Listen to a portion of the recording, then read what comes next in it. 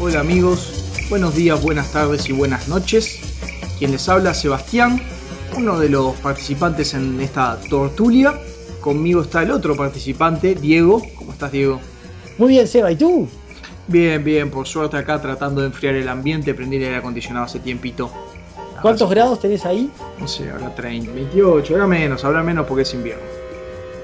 Acá empezó el fresco también. Está empezando a aflojar un poco. Ya no se está como se estaba antes, así nomás. Pero bueno, Seba, independientemente de las ocurrencias climáticas, tenemos un tema para hablar hoy. Y bueno, y si te parece, ya te lo presento. Sí. Bueno, Seba, hay un tema que siempre se habla de cómo la guerra es un gran negocio, ¿no? Y cómo las potencias entran en conflicto para obtener tal o cual recurso, o beneficiarse de tal o cual forma, o capturar tal territorio, ¿no? Pero en general, a mí me queda la sensación, ¿no? De que eso siempre se habla como en términos de retórica de bar marxista, ¿no? De bar marxista, y a ver a qué me refiero con esto. Claro. Me refiero como con decepción de la naturaleza del ser humano y decepción de la clase dominante que no es solidaria, pero sin mucho ejemplo concreto, ¿no? Porque, a ver, si es cierto, ¿para qué precisas un ejemplo? O sea, ¿es cierto? Sí, es cierto. Entonces, ¿para qué precisas ejemplos? Entonces, pero claro, pero hablás tipo, onda, ay, sí, porque qué horrible los gobiernos, cómo le quitan siempre al más débil para enriquecerse. Ay, qué horrible. Claro, sí, sí es cierto. Entonces no precisas ejemplos. Pero bueno, me parece que estas cosas uno no puede hablar de esos términos. Me parece que hay que bajarlas a tierra. Todavía peor si hablamos de individuos, ¿no? Porque, por ejemplo, todo el mundo te habla de cómo Dick Cheney se llenó de plata con la guerra de Irak. Pero imagínate armar una narrativa donde vos realmente dejes eso claro y lo dejes en evidencia. Me parece que no es tan sencillo, ¿no? Probablemente se parezca a un trabajo como el que vos tuviste que hacer en el programa pasado. ¿Estamos de acuerdo? Claro. O sea, yo a uno de esos telúricos de la crueldad del hombre le pregunto, bueno, a ver, explícame cómo Dick Cheney se llenó de plata, y estoy seguro que no puede. Lo cual no quita que no se haya llenado de plata, se llenó de plata, pero yo no lo puedo explicar, ¿entendés? No lo sé. Claro, mucho más completo y siempre está esa cosa de, bueno, si en serio te llenaste de plata, ¿por qué no vas a un juzgado y decís, este señor robó, ¿viste? O este señor se benefició, hizo tráfico de influencia? Esos son delitos, ¿no? Claro, porque no es tan fácil. No es tan digo, de hecho ahora mandaron al presidente de Odebrecht, una de las constructoras de las empresas más grandes de Brasil, preso de 19 años. Sí, A Lula lo fueron a investigar a la casa. O sea, alguien dijo, en Brasil se robaron todo. Y después Y entraron fueron los y lo jueces. probaron. Claro, Y lo fueron y lo probaron. probaron. Claro, eso es algo concreto. Pero a mí, entonces, no es retórica de bar marxista. A mí me queda un poco la sensación como que todo queda colgado en retórica de bar marxista siempre. Entonces, si nos gusta lo concreto y no lo difuso, tiene que parecerte fascinante el caso de Albrecht von Wallenstein, que es un general que operó en la guerra de los 30 años, y con esto seguimos nuestra serie de viñetas sobre la guerra de los 30 años, y tenés acá un caso perfectamente documentado de un tipo que realmente vos podés decir que es un empresario de la guerra. O sea, un tipo que realmente se benefició y realmente se llenó de oro con una guerra, y está todo documentado, es incuestionable, está toda la evidencia, y decís, sí, mirá, o sea, la próxima vez que ustedes estén en un bar marxista, estén hablando de estos temas, de lo cruel que es el hombre, traigan este caso está documentado y no es fruta, este caso es real y prueba cómo a veces el hombre, realmente esa crueldad y esa falta de solidaridad y esa no importar lo que es causarle sufrimiento a los demás, está presente. Con la ventaja de la distancia en años y la documentación de la época, podés seguir la historia absolutamente a la perfección. ¿Tá? Es una historia de poder, de muerte, de negociados económicos sombríos, de atrocidades y de guerra. Y es la historia de un tipo tan poderoso que la única forma que tuvieron de quitárselo de encima fue haciendo una conspiración para matarlo. Así que Seba, esto es Albrecht von Wallenstein, parte 1, o título alternativo, atrás de cada dios de la guerra, siempre hay millones. Eso está bueno. Y me gusta también lo de la conspiración, porque yo usualmente me río de la gente que tiene teorías conspirativas, no porque no existan conspiraciones, sino Sí, porque me existe. resultan teorías muy malas. Conspiraciones Claro. hay un montón, o sea, gente trabajando en secreto para un objetivo común, se Mm. da un montón de veces, pero siempre me Bueno, mencionan las conspiraciones más inverosímiles claro, y más pero extrañas. Y no, los escuchas de la tertulia, vos, yo y los escuchas de la tertulia, conocemos y tenemos contacto de primera mano de todas estas charlas de una de las conspiraciones más importantes de toda la historia, y es real y está documentada, que es el triunvirato romano. claro. Eso es una conspiración, ya está, con todas las letras. 3 tipos se repartieron Roma, se juntaron para repartirse Roma en secreto. Está ahí, está todo, lo sabemos. O sea, no hay que irse a los chemtrails, a los Illuminati, a los Anunnaki, a los reptilianos. No, no tenés que irte a todo eso.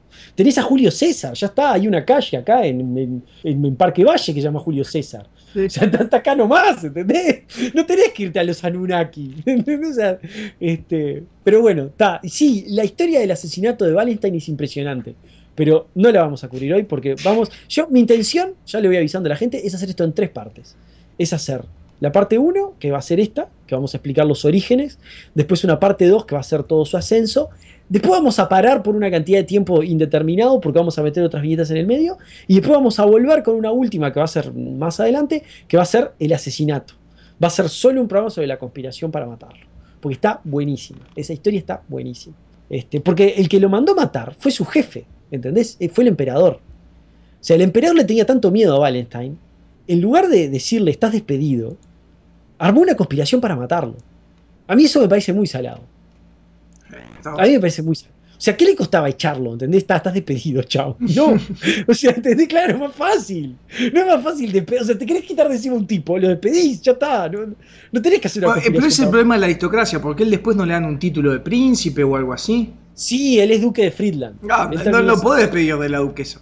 Del ducado, perdón. No es duque. Sí. Naciste así y no te lo pueden sacar. Es como el nombre. No nos vamos a meter. Vamos a empezar con la historia. ¿Te parece? Sí, claro. Bueno, Albrecht Wenzel Eusebius von Wallenstein nació el 24 de septiembre de 1583 en Bohemia, en una rama protestante y pobre de la familia Wallstein. No Wallenstein, Wallstein. Después lo germanizaron y ahí tomó su nombre, con el cual se lo conoce todo el mundo. Como Julio César, Seba era de Alcurnia, pero su familia había conocido días mejores y ahora estaban en la mala, igual que Julio César. La religión del hogar era luteranismo y utraquismo, de acuerdo a esa matriz religiosa bohemia tan particular que les daría problemas más adelante. Acordate que los bohemios, toda la gente de lo que es ahora Checoslovaquia, acordate que tenían mucho, el movimiento de Jan Hus había empezado ahí, entonces ellos tenían ¿cómo se llama? Eran como más independentistas en ese sentido, eran como que eran, de los estados del Sacro Imperio Romano, eran los más díscolos en ese sentido, sí, tenían ese utraquismo y bueno, ellos resguardaban mucho su independencia y resguardaban mucho su independencia religiosa, ¿está? Bueno, los padres de Wallenstein murieron antes de que Wallenstein cumpliera los 10 años. De ahí se fue a vivir con un tío. Y el tío... Mérito si hubiera muerto antes de que él naciera los 2 padres. Eso sería un mérito. Eso habría sido un mérito alucinante. Algo realmente muy, muy difícil de lograr, que la madre muera antes de que nazca el hijo. Bueno, de ahí se fue a vivir con un tío. Y el tío, ¿qué hizo? Lo enchufó en un colegio protestante en Silesia, para que se germanizara, porque lo vio muy bohemio. Dijo, vos sos muy bohemio, vos escuchás muchos discos de Bob Dylan y fumás porro, así que te vamos a germanizar para que escuches Wagner y ves Pasos de Ganso. Lo opuesto que pasó en la historia de la defenestración de Praga, donde encontraron al nene y dijeron, es muy poco protestante, vamos a catolizarlo y vamos a mandárselo. Exactamente. Esto es lo opuesto, a que se crea que él es el Batman de los protestantes. El Batman de los protestantes. Bueno, entonces... A ver, ya sabemos lo mismo de la historia pasada, porque también pasó lo mismo. Cuando sos un tío y te encajan un sobrino porque los padres se murieron o no están, ¿qué tenés que hacer? Enchufarlo en un internado. Es lo que hacen los tíos, así que hicieron eso. Bueno, a los 16 años, Wallenstein entró a la Universidad de Altdorf, donde comenzó a hacerse una reputación por tener temperamento. Y es que Wallenstein no era un tipo temperamental, era el poster boy de la caricatura más exagerada de los tipos temperamentales, ¿está? O sea, yo me imagino que Wallenstein vos, no sé, le hacías oso, ¿viste? Como Leo Oso, le hacías oso con la mano, ¿tá? Y yo creo que te rompía la nariz de un piñazo. Bueno, ¿tá? Estamos volviendo a tiras cómicas de los años 80, lamentable. Vamos a... Sí, a mejorar las referencias. Sí. Bueno, no sé, fue lo que se me ocurrió. Lo menos ofensivo que se me ocurrió, un oso. No sé qué puede ser Leo Oso. La gente, ¿te das cuenta que con esto nos entendió solo la gente de Argentina? Sí, solo la gente de Argentina, sí. Todo el resto de Hispanoamérica dice, ¿qué están diciendo estos tipos? Están hablando de un oso. A Wallenstein no le hagan el chiste de, ¿te vas de la clase? Sí, llévate esta. No le hagan ningún chiste de, ¿te vas? Llévate esta. No le hagan porque... Porque se va a enojar. Bueno, te cuento. Una vez apuñaló a un compañerito en la pierna. Otra le dio una paliza tan grande a un sirviente que las autoridades de la universidad le exigieron pagar compensación a la familia del tipo. Aterrorizaba a profesores gritando afuera de las casas en medio de la noche. Rompía las ventanas e intentaba entrar a las casas de los profesores. También formó parte de una turba de linchamiento y se enfrentaba en duelos en el campus de forma frecuente. Por esto, comenzó a ser conocido como el Loco Wallenstein. Sí. El Loco Wallenstein estaba todo el tiempo armando quilombo, y tal. Viste que lo del duelo, viste que al alemán se le da mucho el tema del duelo, ¿no? Del duelo de juventud, para conseguir la cicatriz en la cara y todo ese tipo de cosas, ¿no? Sí, que le llaman Schmitte. Le llaman Schmitte, ¿viste? Se le da mucho al alemán. Bueno, de adulto. En público siempre fue medido, de adulto, ¿no? En público siempre fue medido, pero en privado seguía efectuando esos displays espectaculares de irritabilidad y está lleno de historias de cómo, yo después voy a contar alguna, no en este capítulo, en otro, pero por ejemplo hay una historia que el tipo entró a una ciudad, después de que le había arrasado, entró a una ciudad y había un perro que estaba ladrando mucho y se calentó y ordenó matar a todos los perros. Chao, maten a todos los perros, yo no entro hasta que no maten a todos los perros. Estamos pintando estamos armando a Kim Jong-un de un Darth Vader, ¿no? Estamos hablando de un retrato de Darth Vader, ¿no? No sé qué te parece a vos, a mí me da esa sensación que estamos hablando de ese retrato. Del 1604 al 1606 se unió al ejército del emperador, donde vio acción contra los otomanos y los húngaros rebeldes. Después de estos combates que vio, entró a la Universidad de Olomouc, en Moravia, donde estuvo en contacto con el brazo ejecutor de la Contrarreforma, o sea, los jesuitas. Y tras el contacto con los jesuitas, resuelve convertirse al catolicismo. Las razones de su conversión no están claras, pero tenemos dos visiones. La primera visión a la cual yo adhiero es una visión pragmática, ¿tá? Wallenstein es un tipo que a lo largo de toda su carrera a mí me parece un tipo muy muy pragmático. El tipo siempre, por ejemplo, cuando elige oficiales para que peleen con él, a él no le importa la religión. Él siempre elige a los más capaces y elige a los más talentosos, ¿tá? Y él toma siempre decisiones basadas en el pragmatismo. No deja que la religión se le meta en el medio, ¿tá? Entonces, él sabía que los Habsburgo eran fanáticos de la Contrarreforma, vio los vientos de cambio que soplaban, ¿no? que se iba a venir como ese movimiento Habsburgo grande contra lo que era el luteranismo. Entonces el tipo dijo, a mí me conviene ser católico. Entonces por eso se convirtió. Esa es mi opinión. Realpolitik. Tras leer las fuentes. Realpolitik, que las fuentes dicen que es una posibilidad y yo adhiero a esa. Hay una segunda posibilidad, que es que el tipo estaba en Innsbruck un día, estaba tranquilo en un despacho, en Innsbruck leyendo un libro y de repente se tropezó y se cayó por una ventana, ¿tá? Y cuando cayó por la ventana, en lugar de hacerse bolsa contra el piso, la Virgen lo salvó y lo hizo flotar bajando hasta el piso. Esta versión, a ver, primero que tenemos que creer que la Virgen lo agarró y lo hizo bajar de a poco, y además tenemos que creer que Wallenstein era Mr. Bean, porque imagínate la escena, que el tipo iba leyendo un libro, ¿no? Y se tropezó con algo y se cayó por una ventana. O sea, ¿cómo te pasa ese accidente? Quiero decir que en el este del Rin parece muy tradicional caerse por ventanas y que te rescate la Virgen. No sería la primera vez que pase eso. Sí, no sería la primera vez. Es lo mismo que dijeron los diplomáticos. Eso, se ve que esto era el paracaídas del pasado. O sea, cuando alguien se salvaba porque se dio una ventana, le echaban la culpa a la Virgen. No sé, pero sí, se ve que se usaba mucho eso de la Virgen que te agarró y te hizo bajar de a poco. Bueno, en los años posteriores, Wallenstein siguió haciendo carrera, asignado primero a la corte del emperador Matías y después de los archiduques Fernando de Estiria y Max de Baviera. Dos viejos conocidos que ya hemos mencionado, ¿no? Fernando, después termina siendo el emperador Fernando II, y Max de Baviera es el Tywin Lannister de esta historia, que es el tipo con plata, que puso la plata para pagar el ejército y hizo unos negociados para ganar más tierras. ¿Se acuerdan, no? ¿Se acuerdan? ¿Vos te acordás, Seba? Sí. Si no te acordás, te lo estoy recordando ahora. Y te agradezco, sí, y está muy bien siempre que lo recuerdes. Sí, porque hay que recordar los personajes. Acá hay muchos personajes importantes que van y que vienen, hay que seguirlos recordando. Fernando es uno y Max de Baviera es otro. Sí. Que nosotros le decimos Max, yo ya lo expliqué, porque me agarré la costumbre, pero en realidad es Maximiliano, ¿no? Claro, Maximiliano. Sí, Max de Baviera, y el otro, lo recuerdan, usaba uso de pelos. El uso de pelos, ahí está, el otro a Fernando el uso de pelos. Bien. Bueno, en el 1609, Wallenstein hizo lo que un hombre pragmático con ambiciones puede hacer como una de las tantas herramientas que los hombres pragmáticos tienen a su disposición, que es pegar un braguetazo. Se casó con Lucrecia de Vikov, una vieja llena de plata que era dueña de 4 ciudades en Moravia. 4 ciudades. La leyenda dice... No, quiero traer a colación, como mencionamos hace 2 capítulos, hablando de Espartaco, que decíamos, Ahora la gente se queja del poder del dinero. Antes, el dinero te podía comprar mucho más Una cosas. ciudad. Como una ciudad, ¿viste? Una ciudad, por No, no es ejemplo. dueño Hoy como Donald Trump, Bloomberg es claro, dueño de Nueva York. O, no, realmente tenían una ciudad. claro, es dueño de Nueva York, no es que tiene mucho territorio, no. Donald Trump no es dueño de ninguna ciudad, o sea, No. no es dueño, ¿no? Dos Tiene edificios mucha. espantosos y nada más. Y nada más. Y un quincho muy importante. ¿Vos te diste cuenta qué crueldad, Seba, que Donald Trump con todo su dinero no puede pagar un quincho digno? A mí eso es algo para pensar. No, yo creo que Es cuando como, está en esa altura, no te él importa. se ve fabuloso a sí mismo. Dice, esto Ah, es él una se ve. trademark. Nadie tiene Es este como pelo. Owen Wilson, que podrías haber dicho, ¿por qué no se Nadie operó tiene esta nunca la nariz. nariz esa que la tiene Nadie tiene esta quebrada? nariz. ¿Viste eso, O Owen sea, Wilson? Y decís, no, se hizo famoso así, ya está, no se va a operar la nariz. O Barbara Streisand, ya está, no se va a hacer. ese es un trademark. Eso fue lo que le pasó a la minita de Flashdance, que tenía una nariz fea y se operó, se sacó la nariz fea y tal, y como no era su trademark, no la llamaron nunca más para nada. Porque se operó la nariz. Hay gente que dice que. Expertos en el tema que dicen que operarse la nariz le destruyó la carrera. Bueno, a ver, volvemos. Lucrecia de Vicó. Entonces, dice que era una vieja llena de plata que tenía 4 ciudades. La leyenda, además, dice que era vieja y fea y se obsesionó tanto con casarse con Wallenstein que le daba pociones de amor en secreto. Una vuelta le dio una sobredosis y casi lo mata.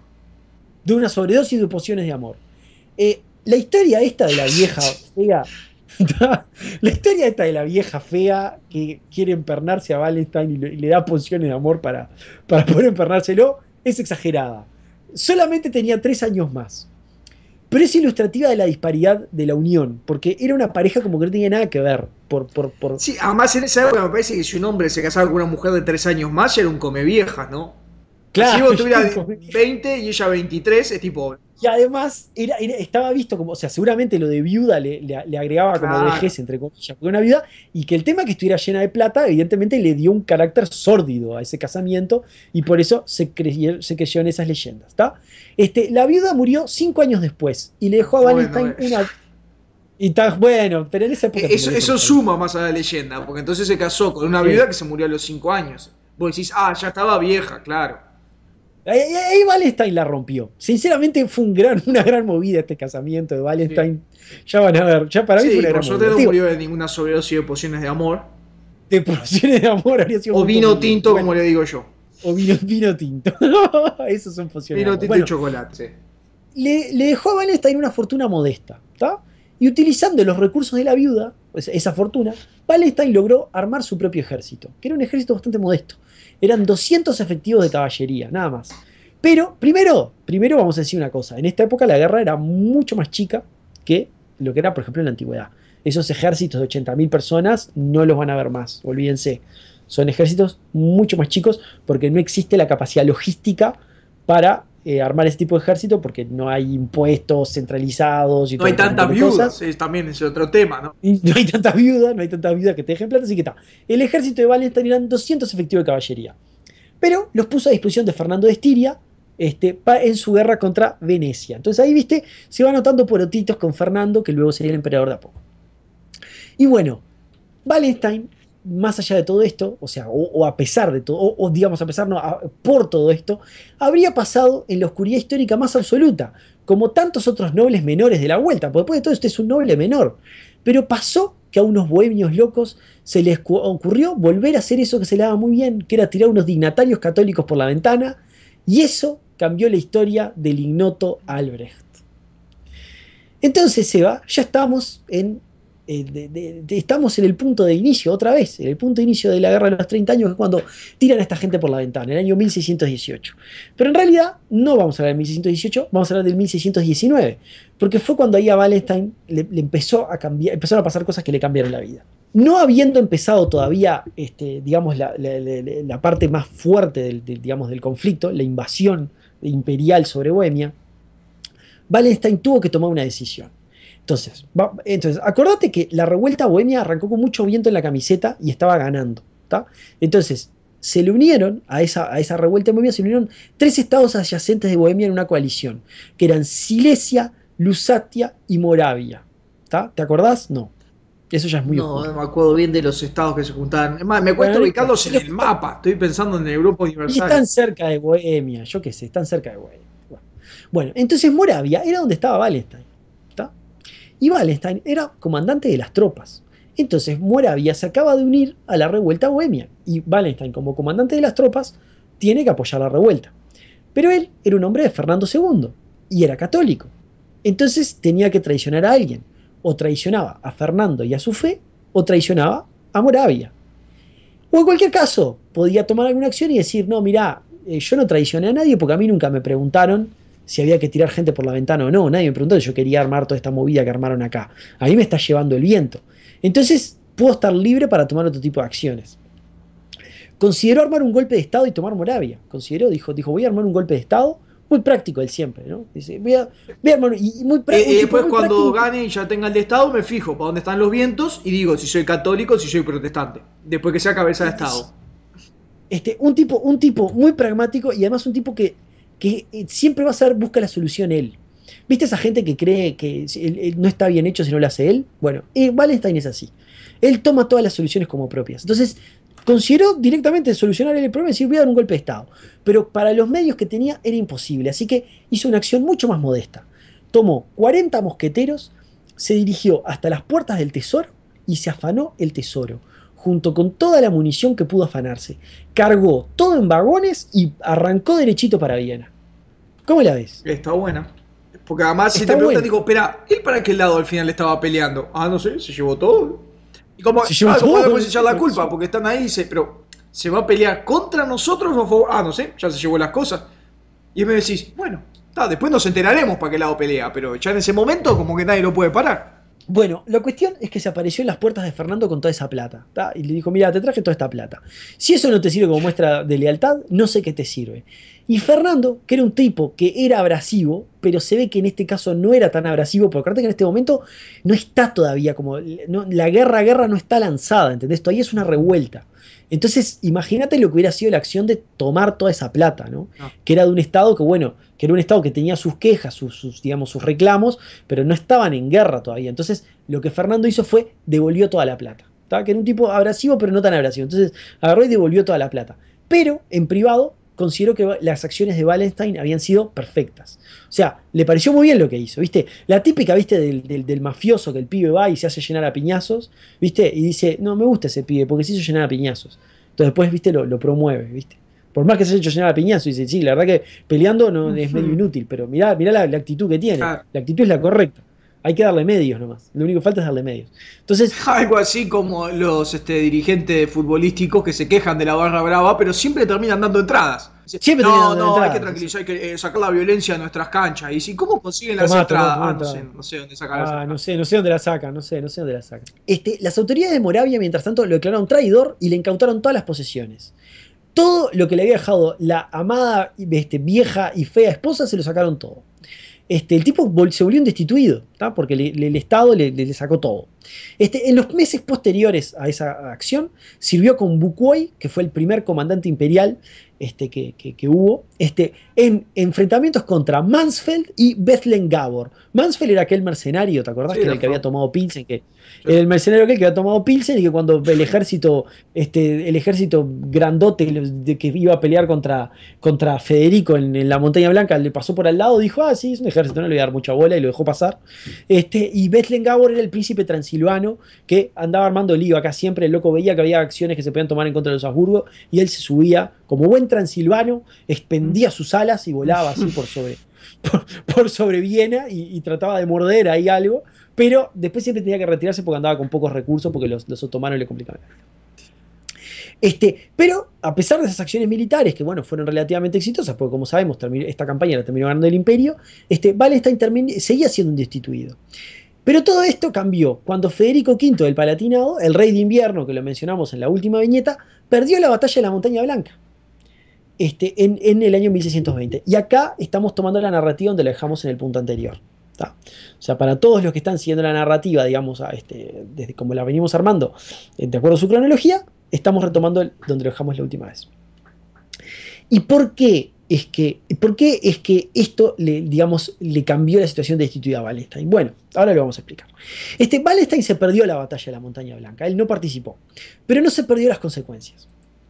A los pocos días ya estaba en Praga, listo para ver cómo seguía esa telenovela de la revuelta bohemia.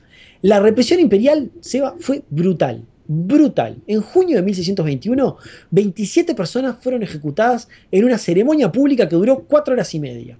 Básicamente lo que hicieron fue, pusieron a los 27, los iban poniendo el bloque del ejecutor y el verdugo les iba cortando la cabeza. Fue así, y eso duró 4 horas y Sí, media. tomaba su tiempo. Imagínate, se tomaba su tiempo. Imagínate ser el último, ¿no? 10 minutos por cada tipo, era.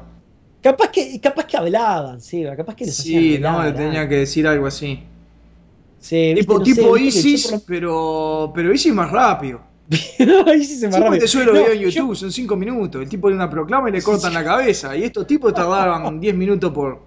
no, pero yo no digo que habla el verdugo, que habla el que lo van a matar. Y lo que dice ISIS, que le da una pancarta, dice: Sí, soy un desastre, no sé qué. Acepto al Islam y le Desastre. cortan la cabeza con esos cuchillitos lamentables. Es como ISIS. Sí. Es lo mismo, Sí, pero como- más lento, más lento. No entendieron la Más onda de lento, YouTube. más lento. Claro, en YouTube Claro, ¿quién te va no a hubiera ver? metido ¿Quién te va a un ver video una viral. ceremonia de 4 horas y media? Claro. ¿Quién te va a ver una ceremonia de 4 horas y media? No Nadie, te metían nadie. Pero un una vez video viral, te metían. no metían un viral acá estos tipos. Dice, otro más. Dice, además, ¿sabes lo que eran? Además, ¿sabes lo que eran esas decapitaciones? Eran horribles. La mitad de las veces le erraban, el tipo quedaba ahí retorciéndose, tirado en el piso, tenían que tenerlo rematando. Una cosa espantosa. 12 de esas cabezas las colgaron arriba de un puente por 10 años. ¿Tá? Y la represión no terminó ahí, porque después de haber liquidado a todos los líderes de la revuelta, digamos, vinieron las expropiaciones. Porque ¿qué pasa? Todas las propiedades de estos nobles bohemios culpables estaba disponible, pero se habían matado. Entonces las expropiaron y expropiaron además las propiedades de los que habían huido, de Bohemia, los exiliados, y todavía además los que habían muerto durante la revuelta. De toda esa tierra el imperio se apropió. Y bueno, todo esto tiene una razón de ser. ¿Cuál es la razón de ser? Que Fernando no tenía un mango. ¿Tá? Como habíamos dicho, Fernando nunca, no tiene mucha plata, el tesoro imperial no tiene mucha plata durante todo este periodo, y ahora encima tiene que pagar el costo de la guerra, ¿no? O sea, los ejércitos que él levó y eso, que no eran los ejércitos de Max de Baviera, él los tenía que pagar. Recordemos que estaba en tal situación que no tenía plata para pagar tropas, que le había alquilado el ejército de Max de Baviera a cambio del Palatinado. ¿Te acuerdas que ese fue el trato que hicieron en secreto? En total secreto, en otra conspiración, que es: vos me das tu ejército, yo te doy el Palatinado y el título de elector palatino. En realidad no era todo el Palatinado, era el Alto Palatinado, que es el que queda contiguo a Baviera. Que vota. Y que vota, además vota, entonces además iba con el título de elector palatino. Una forma de conseguir dinero, por ejemplo, para pagar toda esta deuda, es con las propiedades. Entonces, al incautar las propiedades, se las podía vender a sus allegados por plata y así obtenía fondos, o las podía usar para pagar préstamos, ¿no? O sea, préstamos que hubiera asumido. También las podía ofrecer como colateral de préstamos, ¿no? Claro. O sea, como garantía de préstamo. Digo, yo tomo un préstamo de alguien, pongo esta propiedad como colateral, después no pago nunca el préstamo y vos te quedás con la propiedad. Chau, negocio redondo. Y además, de paso, además de hacer plata, le quebraba la espalda a la clase pudiente bohemia, ¿tá? Que era toda rebelde. ¿De qué forma? Le pasaba todos los bienes a sus amigos y los volvía todos esos tipos que eran rebeldes, los volvía destituidos. ¿De acuerdo? O sea, era como una forma perfecta de deshacerse de sus enemigos políticos en Bohemia mientras hacía plata. Esto no es nuevo, ¿no? Lo hablábamos en el capítulo que hicimos de Espartaco hace 2 programas, que Marco Craso había aprovechado toda la movida de las proscripciones que había hecho Sila para llenarse de plata. O sea, el tema de expropiar las propiedades del enemigo para venderla a 2 mangos, hacer plata y de paso liquidar a tus enemigos políticos es vieja y bueno, y acá la usaron una vez más. Y ahora vamos a hablar de Wallenstein y cómo, aprovechando toda esta situación, cambió su estado destituido porque hizo toda su fortuna. ¿Tá? Hizo muchísima plata con todo este proceso. Al mejor estilo Craso, hizo muchísima plata. Y vamos a hablar de todos los componentes que hicieron la fortuna de Wallenstein. ¿Tá? Y acá vamos a hablar de temas que tienen que ver con negocios, financieros, economía, todas esas cosas que a vos te gustan, Seba. Así que te voy a pedir tu ayuda para que me rescates cuando me meta en pantanales de los cuales me cueste salir. Rara vez pasa. ¡Ah! Rara vez pasa, sos muy bueno llevando historias y estudias, preparás los temas, se nota. Bueno, muchas gracias. Bueno, te cuento. Su primera explosión entonces fue como financista y experto en especulación e inversiones de alto riesgo. ¿Tá?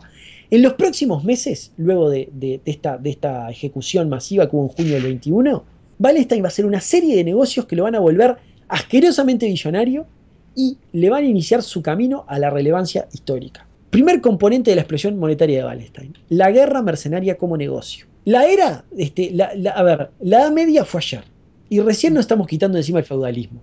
Entonces no existía el concepto de ejército nacional. Y por eso es que Fernando tenía tantos problemas, porque no tenía no tenía forma de recabar impuestos que estuviera centralizada, organizada, y no tenía ejército nacional. Entonces por eso tenía que andarle contratando gente a otros estados para que pelearan por él, y tenía que hacer negocios turbios. Por lo tanto, la guerra de los 30 años fue una guerra peleada por mercenarios.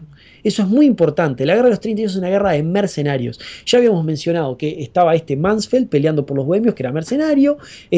Max de Baviera, al final de cuentas, también es una especie de mercenario. O sea, los ejércitos que andan a la vuelta son todos ejércitos mercenarios. Y como son mercenarios, están preocupados solamente por sus intereses. ¿Qué es? Cobrar plata. O sea, no tienen ninguna visión de, digamos... No es un ejército que tenga una visión estatal atrás y que le interese, por la razón que sea, ganar los corazones y las mentes de los lugares que están conquistando, que después de todo es la forma de conquista más efectiva. Sí, no levantan una banderita. No van con una banderita y digan, claro, vamos atrás de la bandera. No. Ellos lo que quieren es cobrar, ¿tá? Entonces, Wallenstein en el 21, por ejemplo, era coronel. ¿Qué quiere decir que era coronel? Que era coronel no quiere decir que él había entrado a la escuela de oficiales y había ido ascendiendo dentro de un ejército, no. Quería decir que él pagaba un regimiento y que él era dueño de un regimiento que pagaba, ¿tá? Entonces por eso eras coronel. O sea, si vos eras dueño de tu regimiento, ya eras coronel. Quería decir eso, coronel, ¿tá? Y su regimiento era a esa altura 3.000 efectivos de caballería pesada. Cuanto más efectivos, más chance de hacer plata. Y todavía mucha más plata cobrabas si comandabas caballería pesada, que era de todas las armas, era la que estaba mejor paga. Como era coronel mercenario, el imperio le pagaba por sus servicios. Y las fuentes dicen que Wallenstein estaba excepcionalmente bien pago. O sea, de entre todos los coroneles que había, Wallenstein, por alguna razón, estaba muy bien pago. Y esta era la fuente de ingresos directa para los mercenarios, un sueldo por sus servicios. Había otra fuente de ingreso para los mercenarios.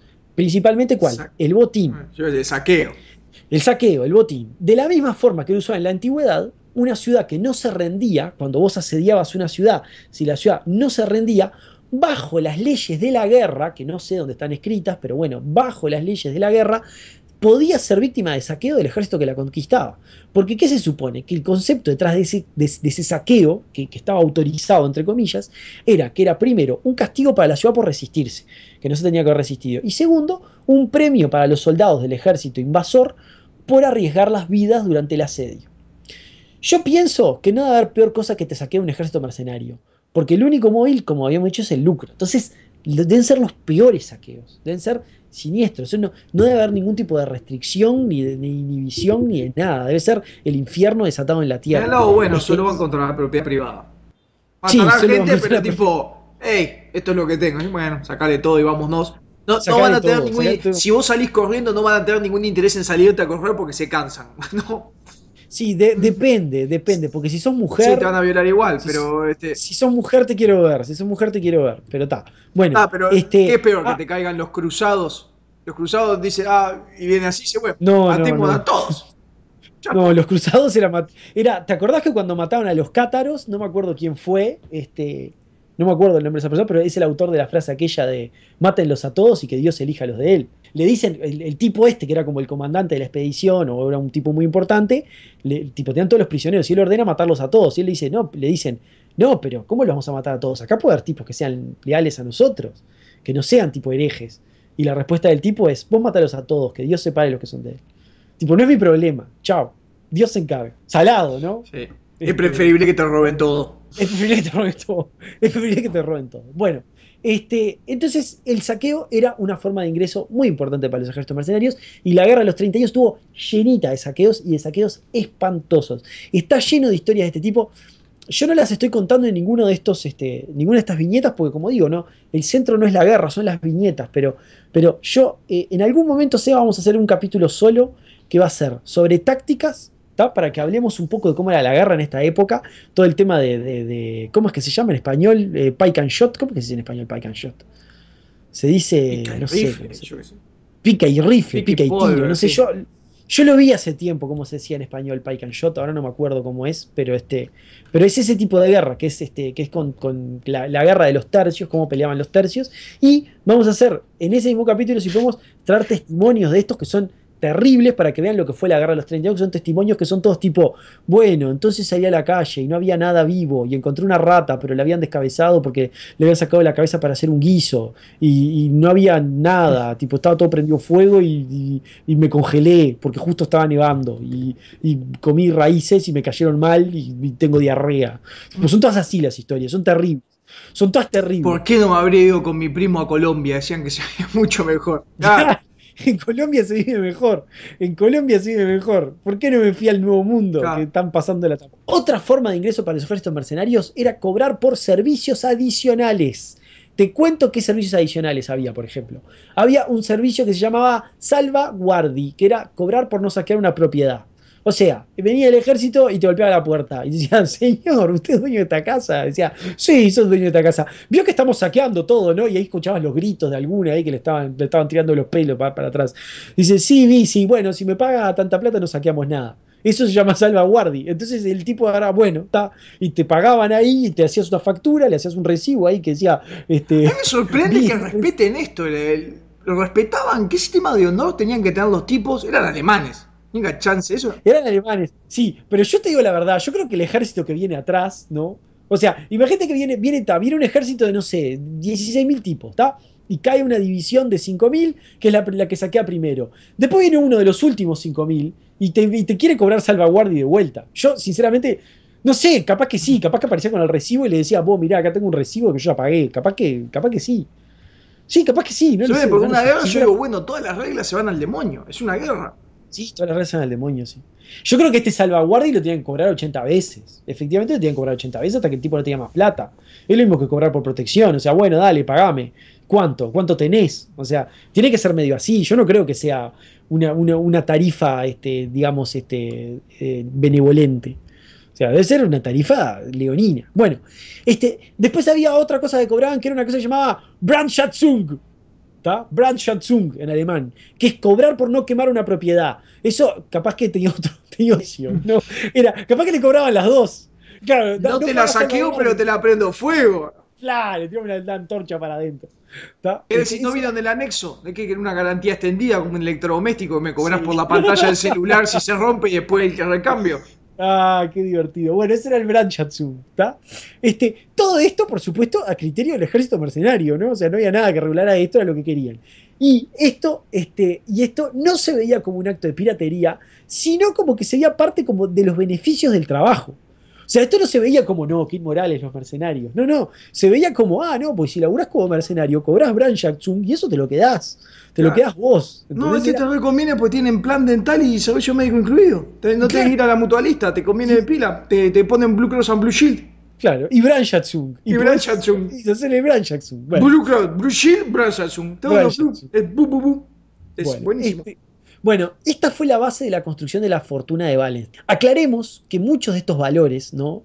Como todas estas, todas estas cosas como el Brandschatzung y el salvaguardi y otro tipo de cosas, y además las remesas cobradas al imperio, ¿no? Esto es muy importante porque hay que entender otra cosa que No hay el sistema bancario. es un ciclo, claro, y es un ciclo de deuda perpetua, además. O sea, toda esta guerra es una guerra de deuda. O sea, está financiada con la deuda y todas las facciones que están peleando acá se viven endeudando todo el tiempo. Y tienen que pagarle a los mercenarios las remesas. Y los mercenarios viven sin cobrar remesas, lo cual les genera mucha animadversión y causa muchos problemas a lo largo de toda esta guerra, ¿tá? Entonces, muchas de estas remesas no era plata, sino que eran pagarés o cosas así, ¿tá? Pero bueno, no era plata, pero eran activos no líquidos que los podías usar para movilizarte, ¿tá? Digamos, como para digamos, decir, bueno, muchachos, quédense tranquilos que podemos trabajar 2 meses más que vamos a cobrar la plata, o Seba, lo podías usar como garantías para préstamos, por ejemplo. ¿Me explico? O sea, Sí, eran activos no líquidos. Vos tenías un Futuros pagaré. ingresos, claro, para Futuros financiar. ingresos. Claro, futuros ingresos. La ciudad tanto me pagó porque no la prendí a fuego. Dicen que me van a pagar tantos florines, tantos talers yo qué sé. Como lo que hacía Aubrey McClendon, que vendía futuros ingresos para endeudarse y seguir perforando. Esto es lo mismo. Es así, esto es lo mismo, realmente es lo mismo. Me endeudo con lo que me van a pagar para la próxima ciudad que no prenda fuego para financiar que voy a ir a una ciudad. Y a prenderla a fuego. Pero mirá que es así, mirá que es así, O sea, este tipo es el Aubrey McClendon de la guerra. Este tipo es el Aubrey McClendon de la guerra, es así. Una historiadora, que es una de las fuentes, que se llama Lucy Hughes Hallett, menciona que a esta altura, o sea, para el año 21, él ya había vendido todas sus antiguas posesiones recuperadas, o sea, todo lo de la mujer, y con ese dinero, más obtenido con su trabajo como mercenario, fue una pequeña fortuna que él pudo usar para volverse un inversionista de especulación. O sea, esto es lo importante, es él como mercenario junta una plata y vendiendo las cosas de la mujer junta una plata para volverse un inversionista especulador. ¿Tá? Y Wallenstein tiene muchas habilidades que lo hacen perfecto para hacer una especulación financiera de primer orden. Y esta es la segunda columna de su fortuna. ¿Tá? Era un tipo metódico y observador. En una época donde las comunicaciones eran fundamentales para pegar una buena oportunidad de inversión, porque, o sea, a ver, imagínate, Seba, ¿no? Que yo tengo un negocio, ¿tá? No sé, ¿qué negocio querés que tenga? Fracking, ¿está? Sí, yo te iba a decir venta de pescado del Báltico, pero... Tengo un territorio para hacerle fracking, ¿está? Entonces vos vivís al lado mío y Donald Trump vive en Nueva York. Entonces yo te digo, Seba, tengo este territorio. Yo en realidad no hago, hago un llamado de interesados para que vengan a ofertar por mi territorio para hacer fracking. Entonces yo mando las comunicaciones y vos vivís al lado mío. Te enterás porque estás al lado mío. Donald Trump tiene que ir un correo a caballo de acá hasta Nueva York a llevarle la carta diciéndole que yo estoy interesado en interesados para videar o para, digamos, para hacer una, ¿cómo se diría? Una oferta por mi territorio para hacer fracking. Si a Donald Trump le interesa, tiene que después mandar otro carro con un enviado o venir él mismo o una carta de vuelta a caballo al mismo lugar. O sea, las comunicaciones y las distancias digamos, de los lugares de las oportunidades eran un factor muy importante para poder agarrar la oportunidad. Mucho más importante que hoy. O sea, la proximidad a la oportunidad daba mayores chances de poder agarrar la oportunidad. Y Wallenstein tenía informantes y espías por todos lados que le estaban pasando este tipo de noticias. Y además era un tipo discreto y diligente. ¿Esto qué quiere decir? Que no se iba de boca. O sea, no decía, ay, sí, me enteré esto del fracking que está bárbaro, cosa que otro le afanaba el negocio, y además era diligente en el sentido que era muy ordenado y no dejaba pasar una, o sea, hacía muy bien las cosas, y tenía una capacidad organizativa excepcional que la utilizó para asegurarse que sus representantes siempre estuvieran presentes donde estaba la oportunidad y que el dinero llegara. Protegido además, porque acuérdate que un carro, no sé, un carro con toda esa plata. No existe el cheque. No existe el cheque, no existe el wire transfer, o sea, la plata tiene que llegar y Wallenstein, con todo el poder que tenía, con sus 3.000 efectivos de caballería, más su capacidad organizativa, él se aseguraba que la plata siempre estuviera donde tenía que estar para obtener un negocio. Otra cosa que hizo, le prestó muchísimo dinero al eternamente tipo sin un mango emperador Fernando, con muchas de las tierras confiscadas a los nobles bohemios como garantía. Y como decía, como el emperador no pagaba, Wallenstein se quedaba con esos territorios. Y acá es donde él pega el gran negocio, que es que Wallenstein se vuelve un gurú de las bienes raíces. El tipo se vuelve un inversionista especulador de primer orden en el mundo de las bienes raíces. El tipo se mueve con mucha habilidad frente a las autoridades bohemias para obtener unas propiedades que son las de la familia Smiriki. ¿Qué pasa? La familia esta era una familia que no era una familia de las rebeldes, pero una familia que había quedado sin heredero. Entonces estaban peleando todos los herederos de segunda línea por esa propiedad. Y Wallenstein tenía derecho por parte de la madre de él, que era de esa familia. Pero él era un pariente muy lejano. Entonces el loco hizo una serie de intrigas y de tramoyas para hacerse con esas propiedades, que eran unas propiedades que eran extensísimas. También se vio envuelto en un frenesí enloquecedor de compra y venta de propiedades confiscadas que quedaban disponibles. El emperador las vendía por 2 mangos, porque realmente el emperador precisaba hacer plata, entonces la vendía por 2 mangos porque precisaba hacer plata rápido y fácil. El efectivo mandaba, el tipo que se apareciera con la plata se hacía dueño de eso y Wallenstein lo aprovechó. La demencia de compra y venta de terreno fue alucinante. Seba, durante este periodo, la mitad de la tierra de Bohemia cambió de manos. La mitad. Y 1.000 familias fueron afectadas. Entonces, bueno, con esa habilidad que digo para hacer llegar el efectivo... La primera reforma agraria que vimos en todos los cuentos de la Tortulia y funcionó en realidad porque fue una guerra así media caótica. Eso es una reforma agraria. Esto es una reforma agraria, decís vos. Pues yo dice, 50% cambia a mano, te digo, la reforma agraria más eficiente de la que he visto. A desalambrar, a desalambrar. Claro. Bueno, pero es mucho, ¿no? El 50% de la tierra es un disparate. Esto es para que hagamos un dimensionamiento de lo que fue la represión en Bohemia, ¿no? Que la mitad de las personas, la mitad de las personas no, porque fueron 1000 familias, pero la mitad de la tierra se vio afectada. Entonces, bueno, Wallenstein, como te digo, brillaba en todos esos negocios porque el tipo hacía parecer efectivo de la nada, lo hacía llegar al lugar de acuerdo y el tipo se aseguraba llegar primero a la mesa de negociación y aseguraba la compra. Wallenstein brilló mucho más que otros nobles amigos de Fernando en esta actividad. Vos me dirás, bueno, pero ¿qué? O sea, los demás nobles no se daban cuenta que el tipo, que había mucha plata para hacer comprando y negando y comprando y vendiendo propiedades inmobiliarias. Bueno, te cuento, no solo, a ver, lo que distingue a Wallenstein del resto de los nobles es que Wallenstein, si vos estudiás las compras que hizo, el tipo las hizo con un plan de negocios atrás. O sea, el tipo lo hizo como una estrategia, lo hizo como una estrategia de ganar plata y realmente lo hizo de forma metódica. Mientras los otros nobles compraban las propiedades que les gustaban, decían, voy a comprar esta acá, voy a comprar esta allá. Wallenstein compraba todo. O sea, él decía, yo quiero tener tierra. Y cuando termine esto, no importa lo endeudado que esté, voy a tener tierra. Y la tierra es plata. Te digo, eso que te digo de endeudarse no es casualidad y lo que decíamos de Aubrey McClendon no es casualidad. El tipo quemó todo su patrimonio para hacer estas compras. El tipo se endeudó de forma enorme. ¿Tá? Lo que el tipo hacía, su estrategia de negocios era la siguiente. El tipo compraba propiedades individuales que, o sea, el tipo compraba todo, ¿no? Pero puntualmente él favorecía las propiedades que fueran más o menos contiguas. ¿Tá? Hasta que, ¿qué pasaba? Surgían oportunidades que llenaban los huecos entre esos territorios que estaban fragmentados. Y entonces el loco lo que hacía era, con eso armaba bloques de territorio muy grandes, o sea, como latifundios, el loco iba armando latifundios de a pedacitos, que eran mucho más valiosos cuando eran grandes que lo que eran la suma de las parcelas individuales. O sea, Seba, lo mismo que uno hace en el Monopoly cuando compra los 3 territorios del mismo color. ¿Estamos de acuerdo? En el Ahora tiene que Monopoly. comprar calles. Claro, los territorios en el Monopoly, viste, las calles en el Monopoly, Sí. como decís vos, no valen tanto por separado. Valen cuando tenés las 3 juntas. Porque cuando tenés las 3 juntas, Tiene puedes más hacerlo. chance de otro que caiga ahí.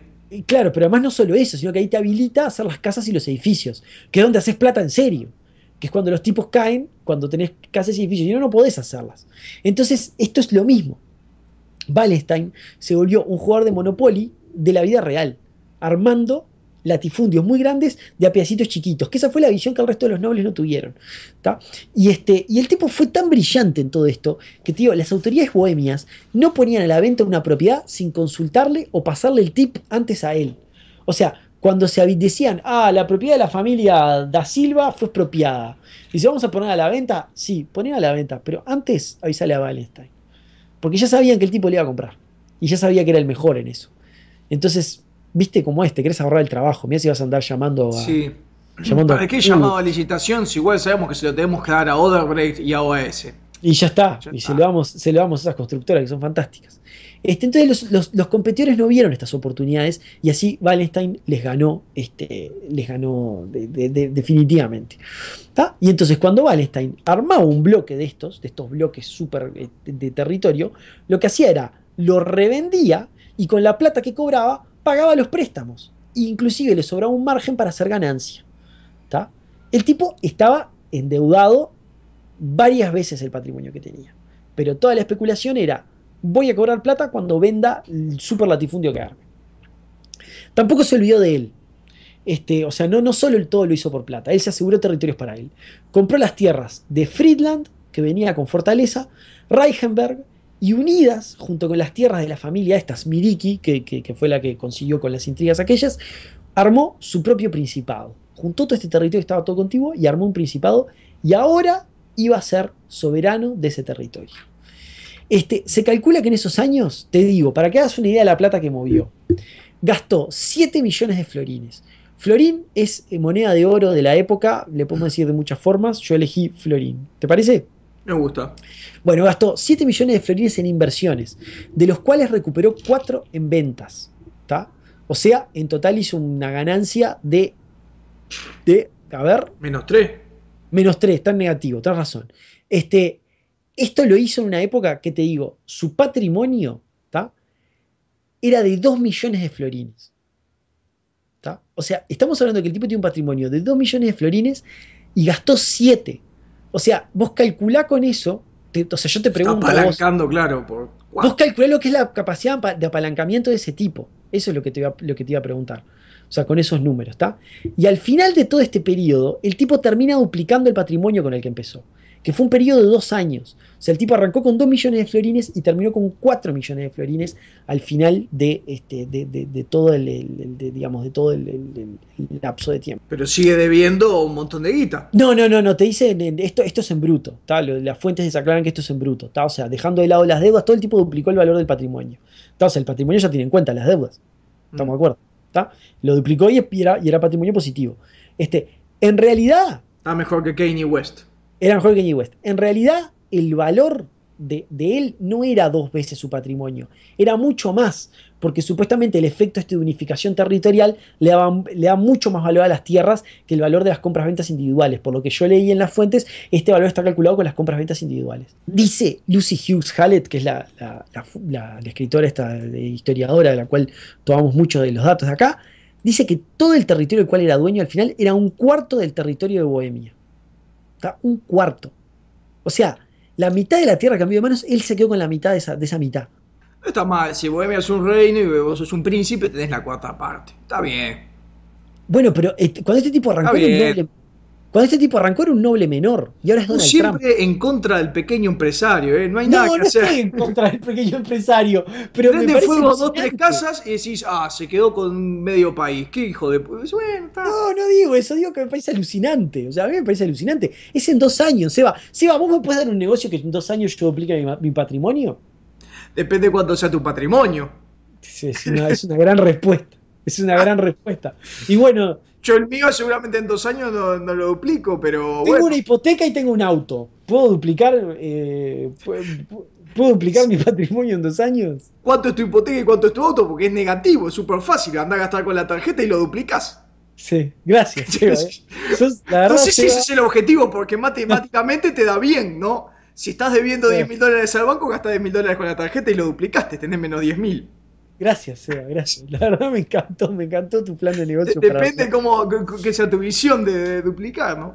Bueno, pero Seba, nos falta la joya de la corona en el esquema de enriquecimiento de Wallenstein.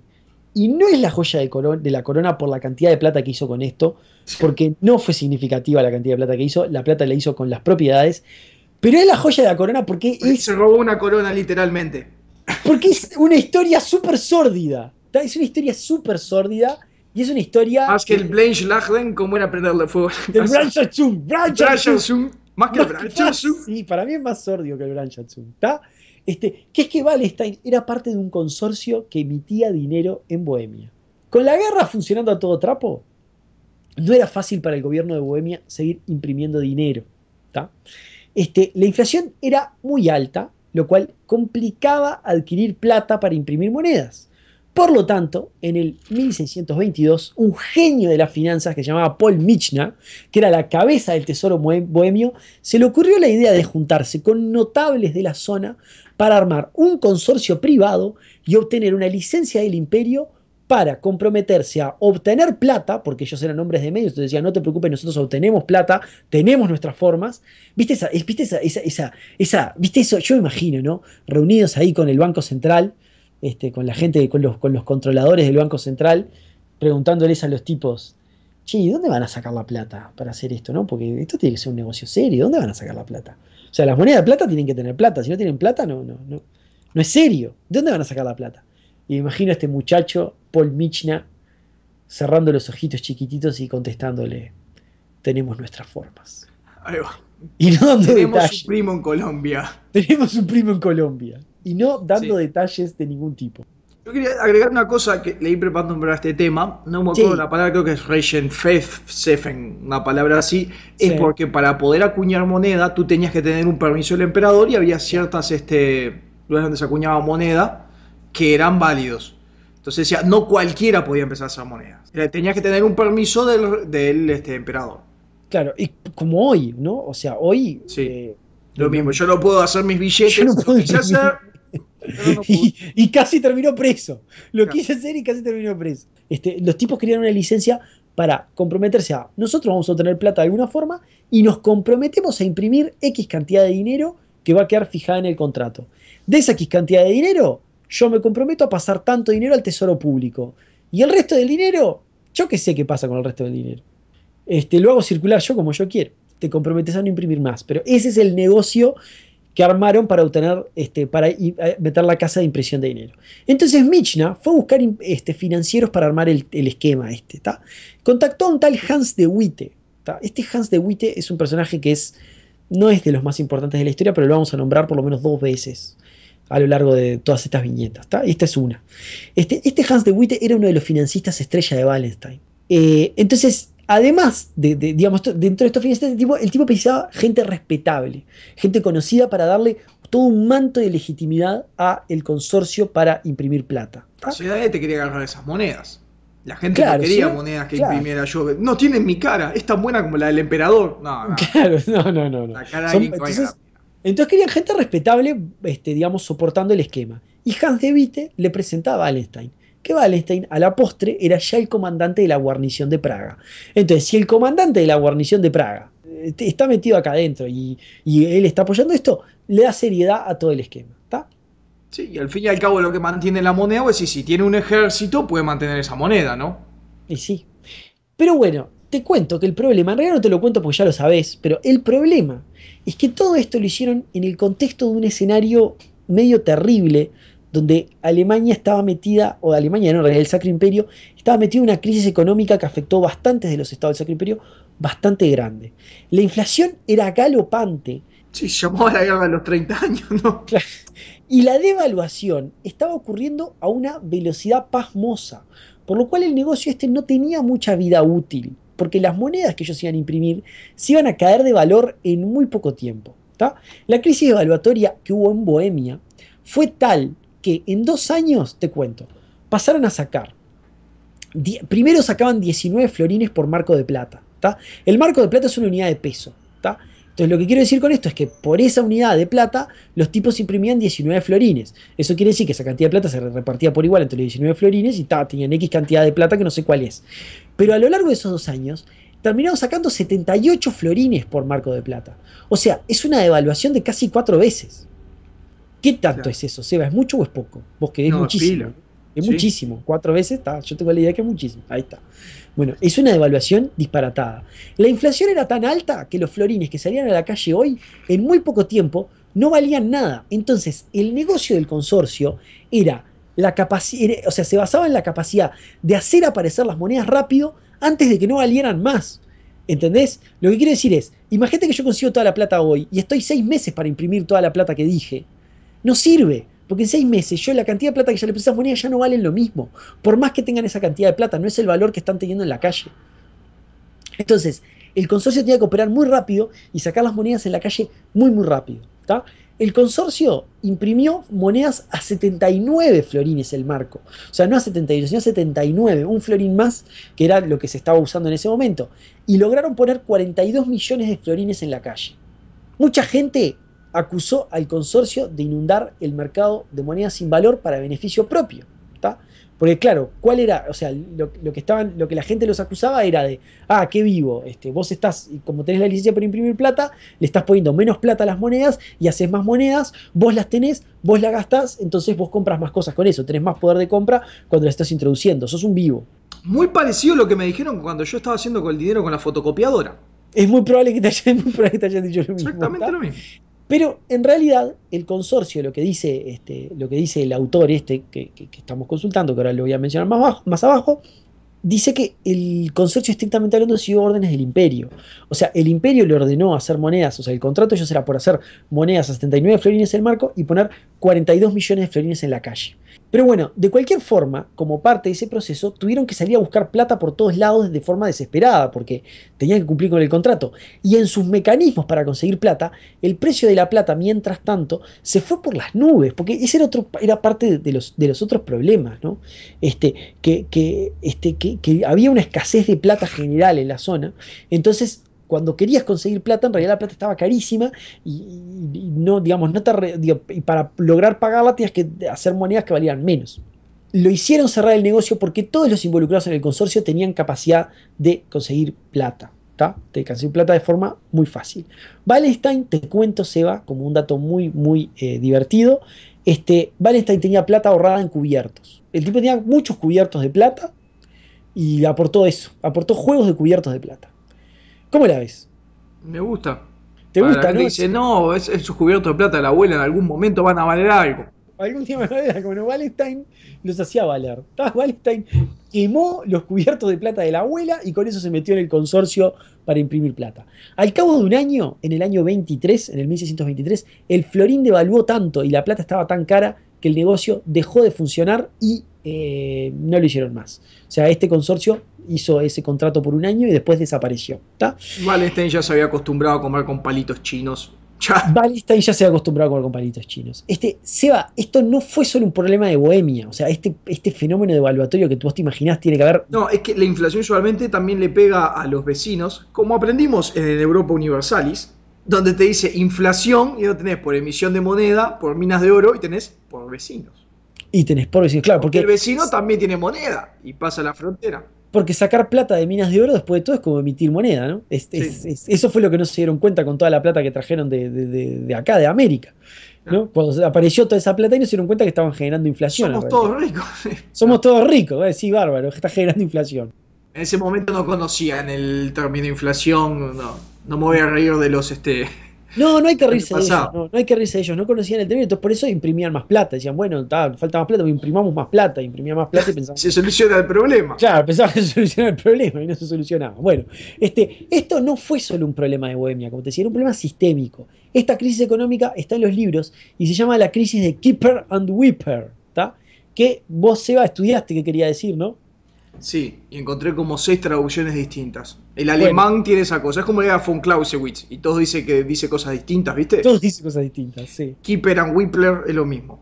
Bueno, la crisis de Keeper and Weeper, vos lo leíste, pero fue provocada por la locura evaluatoria surgida de la necesidad de imprimir más dinero con menos plata para poder pagar la guerra. Entonces, ¿qué hacían los tipos? Limaban las monedas, le sacaban plata a las limaduras de las monedas y con eso imprimían monedas nuevas. Entonces le sacaban calidad a la moneda en sí porque la moneda tenía menos plata. Y una cosa que hacían que me parecía muy divertida era algo que yo leí en un artículo del Smithsonian que era como terrorismo económico, que era otras naciones que de repente vos no estabas tan amigo de las otras naciones, lo que hacías era agarrabas tus monedas, las devaluabas, imprimías mucho más monedas y ibas a pagar cosas a la otra nación con esas monedas malas. Entonces con eso vos pensabas, los estoy jodiendo, porque mirá, son monedas truchas, pero no se dan cuenta. Y en realidad lo que no se dieron cuenta es que eso después se les volvía en su contra, porque esa gente después era la misma gente que cruzaba al otro lado a pagar cosas con esas monedas, y esas monedas estaban por todos lados. De hecho, pasaba mucho con las tarifas de ¿cómo se llama? De las aduanas. Les pasaba con las tarifas de las aduanas. Cuando les tenían que pagar tarifas de aduanas, les pagaban con esas monedas malas, se las devolvían al Estado que les había emitido y era como un boomerang que les pegaban. La idea es como que yo imprimiera reales y dijera, ahora voy a cruzar con estos reales y al que jodo son a los brasileros. Y yo le compro toda el azúcar y la cosa en el chui y me traigo y tengo el azúcar y me saqué de arriba estos billetes reales de trucho. Estos reales trucho. Pero después viene el brasilero y te viene a comprar carne a Uruguay y dice, uy, ahora lo estoy cobrando yo. Claro, entonces es una falla sistémica generalizada. Vos exportás la crisis, digamos, que te vuelve a vos después. Claro, pero además también te sirve porque estabas en guerra y te caían mal, jodías al otro. Claro, jodías al otro, pero en realidad te terminabas jodiendo a vos mismo. Porque las pero jodías más al otro. Si vos ponías las monedas primero y más rápido, el que jodía más eras vos. Ahí está. Y la otra que me encantaba era que rascaban las monedas. Sí. Para sacarle la mayor cantidad de plata que podían. Sí. Por eso es que ustedes si ven muchas monedas, antes se usaba, pero no se usa más porque la moneda no vale un carajo, tienen limitas alrededor. Sí, lo decía en el artículo, decía que no se había inventado lo de las limitas, entonces como no se había inventado lo de las limitas no era fácil. Las rascaban, las monedas están todas como mordidas, ¿viste? Te un estampado y vos rascás para tratar de hacer pesar la moneda lo menos posible y tener la mayor cantidad de plata. Y la otra es que en inglés que le dicen debasement, en español también está el devasaje de la moneda, es porque cada vez le ponen menos plata a la moneda y ponen otros materiales, le dicen más pesados para que parezca que pesan lo mismo. Entonces agarrás la moneda de plata, la fundís, le metés como plomo y la volvés a armar. Claro, ahí es que hacían Claro, entonces decís, claro, cada marco de plata le entro a sacar más florines. Ahí No solo está, por depresión en la ahí moneda, sino porque le estoy metiendo cualquier cosa dentro de la moneda, tipo cobre, que valga menos que la plata. ahí lograban hacer la famosa, ahí es como lograban pasar de 19 florines por marco a 78 florines Claro, por o marco. hago la moneda y la baño en plata. Entonces parece que fuera de plata, pero en realidad el medio es todo de Andás a ver, chocolate. no, si fuera chocolate sería carísimo, me imagino, porque en ese momento, ¿no? Ah, qué buenas que son las monedas de chocolate. Bueno, te decía, esta crisis devastó la economía bohemia, de la economía de Bohemia, la devastó. La gente perdió los ahorros, los asalariados perdieron el poder de compra, se cerraron escuelas y universidades y en algunos casos se volvió al trueque. Los carniceros que estaban en el trueque decían, no vamos a vender buena carne a cambio de malas monedas. ¿Tá? Todos tienen el concepto de las monedas malas. No querían agarrar esas No. monedas devaluadas o debasificadas, no sé cómo le querés llamar, no querían agarrarlas porque sabían que tenían menos plata, entonces no las aceptaban. Claro. Entonces, la crisis no fue solo en Bohemia, fue en muchos estados del imperio que empezaban a financiar la guerra, y durante esta crisis los emisores de dinero llegaron a medir, bueno, lo que decía Seba, le agarraban las monedas, las deshacían y hacían monedas con menos cantidad de plata. Y bueno, ahí fue lo que dijimos que circulaban en otros estados, y etcétera. A ver, en el medio de todo esto, cuando le echaron a la culpa de toda esta crisis a los emisores de moneda, porque el tema cuando se dieron cuenta cuál era el problema, le echaron la culpa de la crisis de Kipper and Whipper a todos los emisores de moneda, Wallenstein estaba ¿Sí? dedicado a emitir moneda. Sí, Mirá. le echaron la culpa de todo. Entonces, Yo pensé que se le iban a echar a los judíos, que era como tradición. era como una tradición. Sí, Claro, bueno, ¿viste? ¿Quién la sí, culpa? en esa época, Seguramente sí. de los judíos. Sí, sí, ahí está. Como la peste negra que contamina los pozos y todas esas cosas. Bueno, entonces en el medio de todo este contexto, donde echan la culpa, en este contexto sordio, donde la culpa de todos de los emisores de moneda, Wallenstein está trabajando de ¿qué? De emisor de moneda. Hay fuentes que dicen que es un chanta y se llenó de oro con esto. Inclusive dicen que, por ejemplo, el tipo aprovechó esas monedas truchas, ¿tá? Que tenían menos plata, para aprovechar a hacer sus negocios. ¿Entendés? Como y el loco pagaba todavía, Claro, todavía conseguía propiedades más baratas porque el emperador se las daba más baratas, él las compraba con monedas truchas. Entonces, con moneda con eso, devaluada. claro, entonces con eso el tipo todavía metía más poder de compra. Hay gente que dice que Wallenstein hizo esto y que es parte de lo siniestro del personaje y de lo siniestro de la construcción de su fortuna. Geoff Mortimer, que es un biógrafo moderno, dice que no. Dice que simplemente siguió el contrato con el gobierno. Pero fue tan sórdido este caso, Seba, tan sórdido y tan oscuro y tan poco claro lo que pasó en esta época, que las investigaciones por los casos de corrupción de este tema de las impresoras de moneda siguieron durando hasta 40 años después. Más que la guerra, fue más largo Más que que la la guerra. guerra, más largo que la guerra. La investigación fue más larga que la guerra. O sea, fue una cosa en la época súper sórdida de la cual Qué se habló prolijo los muchísimo. alemanes, vos, ¿eh? Ah, sí, sí, sí, sí, sí. Que viste, podían haber olvidado, ya terminó todo, ya está. No, siguieron investigando. Porque es eso, te puedo perdonar que sea otra religión, porque ya nos matamos mucho. Pero que me hayas encajado esta plata Estas monedas truchas, falsificada, no. claro, no. Esta moneda trucha no te lo perdono. Hay otra cita que no la tengo acá, no sé ni de quién es, porque no la separé, pero que el tipo decía básicamente algo así como, hasta ese momento no éramos conscientes que la pérdida de valor de la moneda podía ser más terrible que cualquier ejército. Esa era la frase de uno de estos tipos con respecto a la crisis económica que, ya te digo, destruyó lo que fue la economía de Bohemia.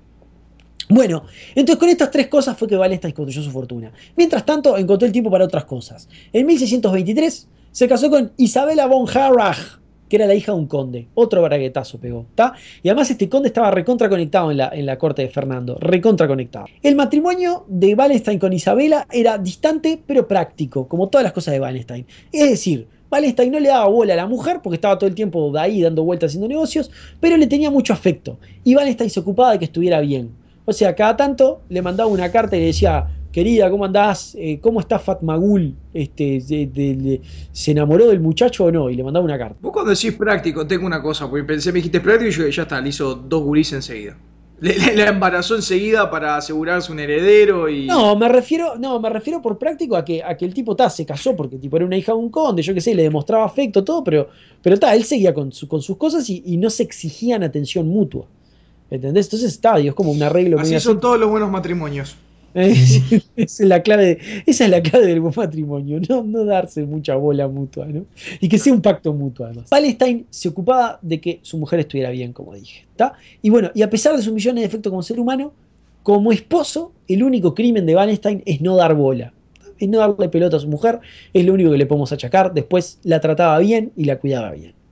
Así que entonces dije que todo esto era un frenesí, fue un frenesí de negocios loquísimo, compras, ventas que duró entre 2 y 3 años. Así que en el año 1624, 4 años después de que Federico V saliera corriendo de Praga después de aquella batalla de la Montaña Blanca, Wallenstein era un multimillonario gracias a la guerra. ¿Tá? Y ahora, nuestra narrativa pasa brevemente a contar qué pasó con la guerra de los 30 años de la última vez que la dejamos en la batalla de la Montaña Blanca. Y Wallenstein se dedicó a imprimir plata y comprar territorio. O sea, todo esto que voy a contar ahora es cómo siguió la guerra y qué pasó en paralelo mientras Wallenstein estaba haciendo todos estos negocios. ¿Te parece? Sí. Recordemos, Fernando II Habsburgo había declarado a Federico V Elector Palatino forajido para poder expropiar el Palatinado, y forajido fuera de la ley, no sé cómo prefieran, para poder expropiar el Palatinado y pagarle a todos sus amiguitos, ¿está? Porque acuérdense que él tenía un Como montón de los deuda. ejércitos de Max. De Max de Baviera, tenía esa deuda, entonces tenía que expropiar el Palatinado y pagar, ¿está? Así que, ¿qué pasó? Si bien la revuelta en Bohemia estaba apagada, porque la habían reprimido de la forma tan terrible que hablamos, la guerra siguió donde, en el Palatinado, porque a la gente del Palatinado no le gustaba que la expropien, obviamente, y no le gustaba que le quitaran a su soberano, que era Federico, que a pesar que no fuera el Batman protestante que querían que fuera, dijeron, bueno, está bien, no será Batman. Sí. No será Batman, pero es nuestro soberano, así que vamos a pelear por nuestra tierra. No se dejaron invadir, no eran unos obsecuentes. Entonces, la guerra siguió en el Palatinado. En el año 21, un ejército español bajo Ambrosio Spínola ocupó el Bajo Palatinado, mientras el ejército de Max de Baviera, el Tywin Lannister, bajo el comando del conde Tilly, porque acuérdense que Max no peleaba, Max era Tywin Lannister, gobernaba todo de lejos, el que comandaba las tropas era el conde Tilly, conquistó el Alto Palatinado, o sea... El que se iba a quedar. El que se iba a quedar, o sea, se repartieron esos dos pedazos de tierra. ¿Tá? Entre España, que se iba a quedar con esa parte, y Max, que se iba a quedar con esa parte. Acordémonos una cosa, los príncipes protestantes tenían la Unión Protestante, que era una especie de OTAN protestante, nos atacan a uno, nos atacan a todos, pero con el caso de Federico habían resuelto permanecer neutrales y lo habían dejado regalado porque no querían problemas. Ahora, en el año 22 se ve que preocupados por lo que había pasado con Federico, porque ¿qué pasa? A ver, hay una cosa que nosotros no dimensionamos muy fácil, pero es la gravedad de todo esto que hicieron con este tipo, ¿tá? La gravedad de lo que hicieron con Federico. O sea, los príncipes de Europa, una de las reglas tácitas que tienen entre ellos es, está bien, podemos tener un combate acá, un combate allá, yo te puedo sacar una provincia, te puedo sacar una ciudad, pero no se destruyen entre ellos, no se arruinan entre ellos, ¿me explico? A este Federico lo arruinaron, le sacaron todo y se lo repartieron como buitres y lo dejaron en la calle. Entonces, otros príncipes se empezaron a preocupar por esa situación. Porque dicen, pará, si este tipo que está con estos vientos de contrarreforma le hizo esto a este tipo, mañana me puede tocar a mí. Entonces, en el año 22, el margrave de Baden-Durlach levantó un ejército e intentó ponerse a estos atropellos, ¿tá? Que era uno de los restos de la OTAN protestante. Solo uno se levantó. Este loco, el margrave de Baden-Durlach, dijo, yo a esto me opongo. No pasarán. Y armó un ejército y se fue a pelear contra el imperio y contra la opresión. Pero fue derrotado. Lo hicieron talco. En el mismo año, el combinado bávaro-español, ese combo de España más los ejércitos de Baviera, se juntaron y lo hicieron bolsa. El margrave de Baden-Durlach se va de la historia, pero su valor es porque inspiró a otros. Con esta actitud de levantarse en contra de esa tiranía, inspiró a otros. Y aparece un personaje nuevo, que es el príncipe Christian de Brunswick, que es el obispo de Halberstadt. A la postre es obispo de Halberstadt, que era un pibe de 23 años, pero era un pibe de 23 años que estaba prendido fuego. ¿Viste esos guachos de 23 años que, no sé, tipo onda... Sí, ya se recibió de obispo a los 23. Se recibió de obispo. Estudió rapidísimo. Emprendedores súper locos que ya están dando charlas TED y ya hicieron varios millones, todo, y tienen 23 años. Era un loco así. Era un tipo así. A causa de sus campañas en esta guerra y de los problemas que le causaría a los imperiales más adelante, fue conocido como el loco Halberstatter, porque era de Halberstadt. Bastante locos tienen los alemanes, el loco, ¿no? Halberstatter, sí, son todos locos. Si haces algo así... Mucho loco y poco negro y poco flaco, veo. Sí, a ninguno le dicen el flaco Roberto o el negro Olmedo. El negro Olmedo, el flaco Rubén. Tiene mucho loco. El loco Halberstatter. Christian se puso la causa protestante al hombro. Dicen algunos que era porque poseía amor cortés por Elizabeth, la mujer de Federico. Amor cortés, ¿tenés el concepto? No. Es ese amor, el amor caballeresco romántico, viste, que tienen ellos por su par amour, que se llama. ¿tá? Que es como que ellos sienten amor por una doncella. Es como Don Quijote y Dulcinea. Te iba a decir eso, Quijote y Es como Don Dulcinea. Quijote y Dulcinea. Vos sentís amor por una doncella, pero es un amor que es distante y vos nunca vas a acceder a ella, es parte de la gracia. ¿Tá? O sea, es como que lo ideal de eso es ese amor que vos sentís que es puro, desprovisto de todo interés físico o de cualquier otro tipo, es amor por la figura de la mujer en sí. ¿Tá? Que es ese amor caballeresco, es el amor de Don Quijote por Dulcinea. ¿Tá? Sí. Entonces Eso era dicen... otra época, ahora ya. Sí, bueno, está, es Se algo... apreció con la fiesta de fin de año del trabajo. Sí, sí, pasa cualquier cosa. Entonces dicen que Cristian sentía. Entonces, claro, vos podías sentir amor cortés por una mujer que estuviera casada, porque era un amor que nunca se iba a concretar, ¿entendés? Claro. Era como que era lícito. Claro, ella está en Viena, yo estoy acá, ella es católica, yo soy protestante, no se va a dar nunca.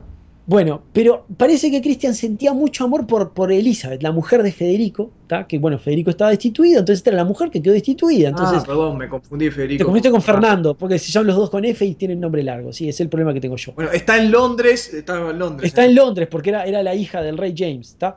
Entonces el tipo sentía ese amor, entonces dicen que salió a defenderla, que todo esto lo hizo porque la salió a defender.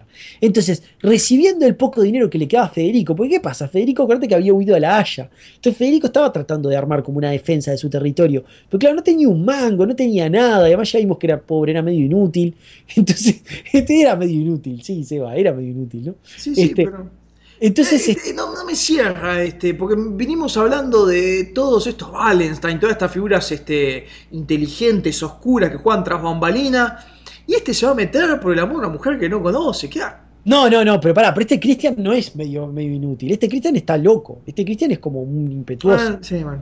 Es como un impetuoso, un metedor, así. Yo lo que decía es que él junta, o sea, que el que sí es medio inútil es Federico. Claro, Federico. no, pero igual, Sí. sí, no voy a decir nada, sí, puede ser así de loco puede ser un No, taradito de esos. a ver, primero es un taradito de esos, y segundo, está el tema ese de esa paranoia de que si le tocó a Federico nos va a tocar a Me va a nosotros. tocar a mí. Que Sí. los príncipes protestantes empezaban a moverse en contra del imperio por esa razón. O sea, yo vengo diciendo desde los primeros capítulos, el emperador Fernando es abrasivo. ¿Qué quiere decir que es abrasivo? Que pone a la gente en su contra. Tiene una capacidad alucinante de hacer calentar gente. Y así fue haciendo calentar de a poco a un montón de príncipes protestantes que el tipo no tenía necesidad de hacerlos calentar. La guerra esta, si uno ve la guerra de los 30 años, tiene muchas chances de terminar en muchos momentos. Pudo haber terminado en la revuelta de Bohemia si no querían seguir conquistando el Palatinado, pero quisieron seguir. ¿Por qué? Porque Fernando quiso. Fernando es así, es abrasivo y toma siempre decisiones en ciertos momentos que hacen que la guerra siga. Entonces, yo creo que esa es otra de las causas y que es muy importante por la cual Cristian se sube a pelear en contra de Fernando. Recibe el poco dinero que le queda a Federico. Federico trata de juntar plata o algo para armar una defensa. El loco siempre está fundido porque, claro, le sacaron todo. Entonces le da una plata ahí a Cristian, le dice, tomá, pelea con esto, y consigue también subsidios holandeses. Porque, ¿qué pasa? Como España está peleando o sea, España está trancada en Holanda con la guerra de la independencia de Holanda, ¿no? Entonces, a Holanda le servía, cualquiera que le pegara a los españoles le servía. Entonces le daban plata a Cristian para que peleara contra España. Porque estaban las tropas de Ambrosio Spínola, estaban en el Palatinado, entonces era, bueno, mirá, ¿sabes qué? Si peleas contra España me sirve. Entonces le dieron plata también. Y entonces Cristian se juntó con el eterno perdedor Ernest von Mansfeld, con el mercenario perdedor Ernest von Mansfeld, y se dedicaron durante esos años a pelear de lo lindo contra los Habsburgo. ¿Tá? En el año 22... Cristian falla en la defensa de Heidelberg, que era la capital del Palatinado. Ellos fueron a defender la capital del Palatinado, pero fallaron en la defensa. ¿Tá? Dijeron, no, sí, pelearon mal, no les salió, la conquistaron los enemigos. Entonces dijeron, como los holandeses le pagaban más que Federico, él y Mansfeld dijeron, ¿sabes qué? Nos olvidamos del Palatinado. Y se fueron a pelear en Alsacia y Lorena contra España, por esa razón que decía, para hacer la guerra a España y quitarle de encima eso a Holanda. ¿Está? Ese año fueron a tratar de aliviar el asedio de la ciudad de Bergen op Zoom, o Zoom, no sé cómo se leerá, con dos O. Y ocurre la batalla de Fleurus contra entre el combinado Christian Mansfeld y Ambrosio Spínola. Esto, como te decía, es en el contexto de la guerra contra Holanda. Estoy pasándolo muy rápido porque no, es simplemente para que no perdamos ningún punto, pero no es centrada la narrativa nuestra de la guerra de los 30 años. ¿Está? Lo interesante de esto es, a ver, en la batalla de Fleurus, a pesar de perder, bueno, o sea, cimentan primero, tanto Christian como Mansfeld cimentan su reputación de fracasados porque pierden de nuevo, pero logran una ganancia. ¿Por qué? Christian ejerce su reputación de loco al efectuar 4 cargas de caballería totalmente suicidas contra las líneas españolas. Finalmente la 5ª carga fue un éxito y dejó al ejército español en tal estado que, a pesar de ganar, tuvo que levantar el asedio de la ciudad. El costo para Christian fue perder toda su infantería y un brazo. O sea, en realidad la batalla no es una victoria, como te decía, no es una victoria del combinado Christian-Mansfeld, es una derrota, o sea, perdieron toda su infantería. Lo único que ganaron fue que, bueno, se levantó el asedio, pero en realidad perdieron, digamos, fue una victoria estratégica, no fue una victoria táctica, digámoslo así. Además de todo, en esta batalla, que es la batalla de Fleurus, como dije, el capitán Alatriste es herido y por eso está en Madrid al principio de su primer libro. Se está recuperando de las heridas recibidas en la batalla de Fleurus.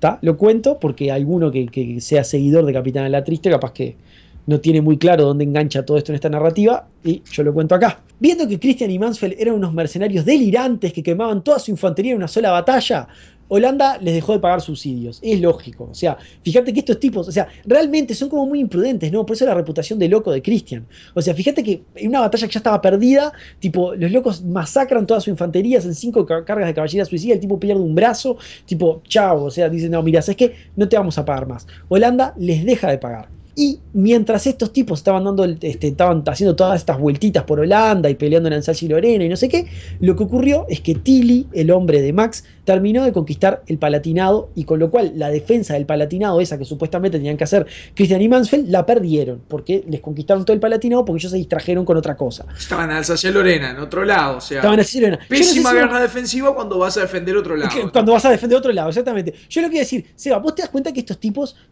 voy a levantar una frase de Mike Duncan hablando en realidad de la guerra civil inglesa, pero está, que es, estos tipos no son César y Pompeyo, ¿no? Te das cuenta de eso, ¿no? O sea, la verdad que el genio militar en esta época yo lo veo bastante ausente. Mucho incesto, mucho incesto. Mucho incesto, mucho incesto. O sea, estos tipos no eran César y Pompeyo, claramente, ¿tá? Pero a pesar de eso, Christian, como tenía esa reputación de loco, no se rendía.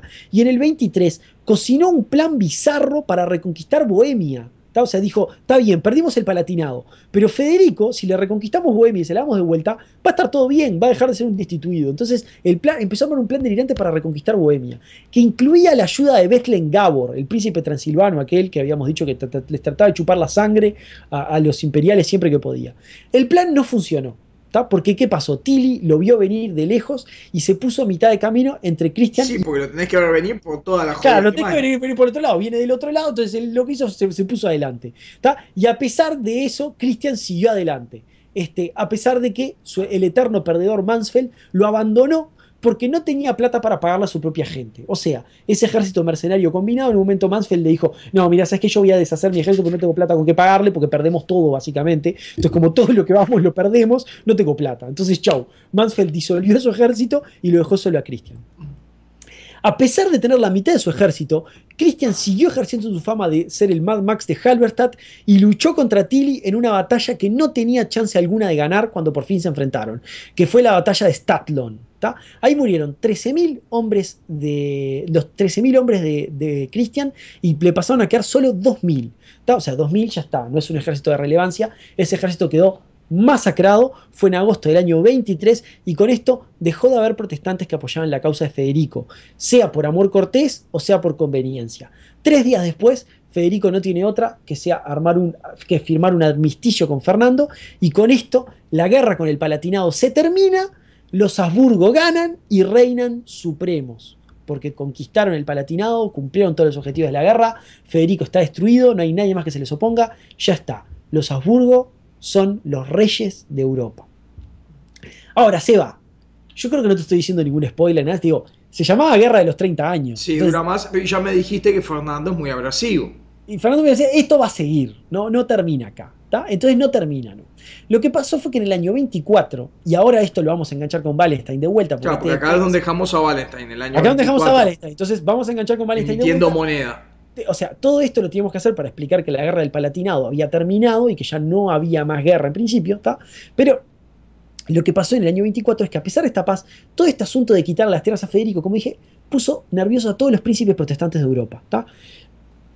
como venía diciendo, así que se armó una especie de coalición mutante, y digo mutante no porque tuviera tentáculos y rayos y no sé qué, sino porque cambiaba todo el tiempo, porque se subían y se bajaban gente de esa coalición todo el tiempo. O sea, es una coalición muy, muy, muy, muy cambiante, que era y se armó una coalición de Inglaterra, Holanda, Suecia, Dinamarca, estados chiquitos del Sacro Imperio, estados que se iban sumando, y Francia, que Francia era católica, pero le preocupaba mucho la hegemonía Habsburgo, entonces por eso se subió igual a esa coalición. Y se empezaron a unir atrás de Federico para ver cómo podían utilizarlo como mascarón de proa para decir, no, nosotros estamos peleando por este tipo y seguir la guerra contra los Habsburgo. ¿Y por qué querían seguir la guerra contra los Habsburgo? Porque querían mantener un balance de poder en Europa. ¿Me explico? O sea, Sí. esa hegemonía se había vuelto demasiado grande y todas estas potencias estaban preocupadas por esto y dijeron, no, tenemos que tratar de controlarlos un poco. Entonces estaban viendo cómo podían armar toda una coalición atrás de Federico para reanudar las hostilidades. Entonces lo que hicieron fue, obviamente, como nunca terminan de descartarlo, hablaron de contratar a ese eterno perdedor Mansfeld, ¿tá? Y hasta le dieron plata y Mansfeld con esa plata empezó a elevar tropas. Digo, sí, no te preocupes, yo puedo ganar esta guerra, pero no ganaste nada hasta ahora, no, te juro que esta vez la gano. Y empezó a elevar tropas, ¿tá? Inclusive empezaron a hablar de un gran campeón protestante que liderara esta nueva campaña. Empezaron a buscar un gran campeón protestante, ese gran campeón que no fue Federico porque no se concretó nunca como el Batman protestante, empezaron a buscar al Batman protestante. Y había dos grandes candidatos. ¿Que quiénes eran? Te cuento. El primero era Cristian, rey de Dinamarca, porque además era príncipe del Sacro Imperio. ¿Tá? Tenía territorio en el Sacro Imperio y además de ser rey de Dinamarca era príncipe del Sacro Imperio, entonces podíamos decir que no era un asunto extranjero para él, que él era, digamos, locatario. ¿Y el segundo se te ocurre quién era? No. Gustavo Adolfo, rey de Suecia. Eran los dos candidatos que estaban pensando para ofrecerles el liderazgo de la coalición Sí, protestante. Gustavo Adolfo, tú ya me habías dicho que le habían pasado por arriba cuando se la dieron a Federico. Fue uno de los que estaba en duda y no se había sumado. Sí, claro, fue uno de los muchos que, claro, el nombre de Gustavo Adolfo siempre flota cuando están queriendo sumar algún nombre de peso a alguno de estos movimientos. Entonces era uno de los nombres que había girado cuando querían buscar al rey de Bohemia, ¿no? Habían pensado, él siempre está en la vuelta. En realidad eso de si lo habían ofrecido rey de Bohemia no creo que no fue así. Ahora no lo recuerdo, habría que escuchar ese programa de vuelta, sinceramente no lo recuerdo, pero el nombre de Gustavo Adolfo siempre estaba en la vuelta. Cuando hablaban de un líder para todo el bloque protestante, siempre surgía el nombre de Gustavo Adolfo. ¿Está? Y toda esta charla del super coalición se diluía entre idas, vueltas, burocracias, el sello tal, el sello cual, no se concretaba nunca y el año 24 medio que se les fue en eso. ¿Está? Pero los hechos es que Wallenstein, que era un tipo muy informado, muy atento, con espías en todos lados, ya lo habíamos dicho, concluyó que iba a llegar una nueva invasión a tierra bohemia. Y eso lo preocupaba mucho, porque si el objetivo de esa coalición era conquistar Bohemia, iba a haber una restauración. Y si había una restauración, ¿qué pasaba? Wallenstein iba a perder todo. Se iba a quedar sin nada. Entonces, la defensa de Bohemia y la permanencia de Fernando en el poder como emperador empezaron a estar atados directamente a la fortuna de Wallenstein. Y a Wallenstein le empezó a interesar que esa guerra la ganaran de forma definitiva los Habsburgo, no por un tema no por un tema, digamos, de causa justa, sino por un tema de interés propio, de plata propia. Tiene en inglés lo que se llama un vested interest. ¿Me explico? Sí. Sí. Y como te dije muchas veces, Wallenstein era un hombre de buscar él sus propias soluciones. Y encontrar él las soluciones y no hacerle caso a nadie. Entonces Wallenstein no confiaba en el emperador la defensa de Bohemia.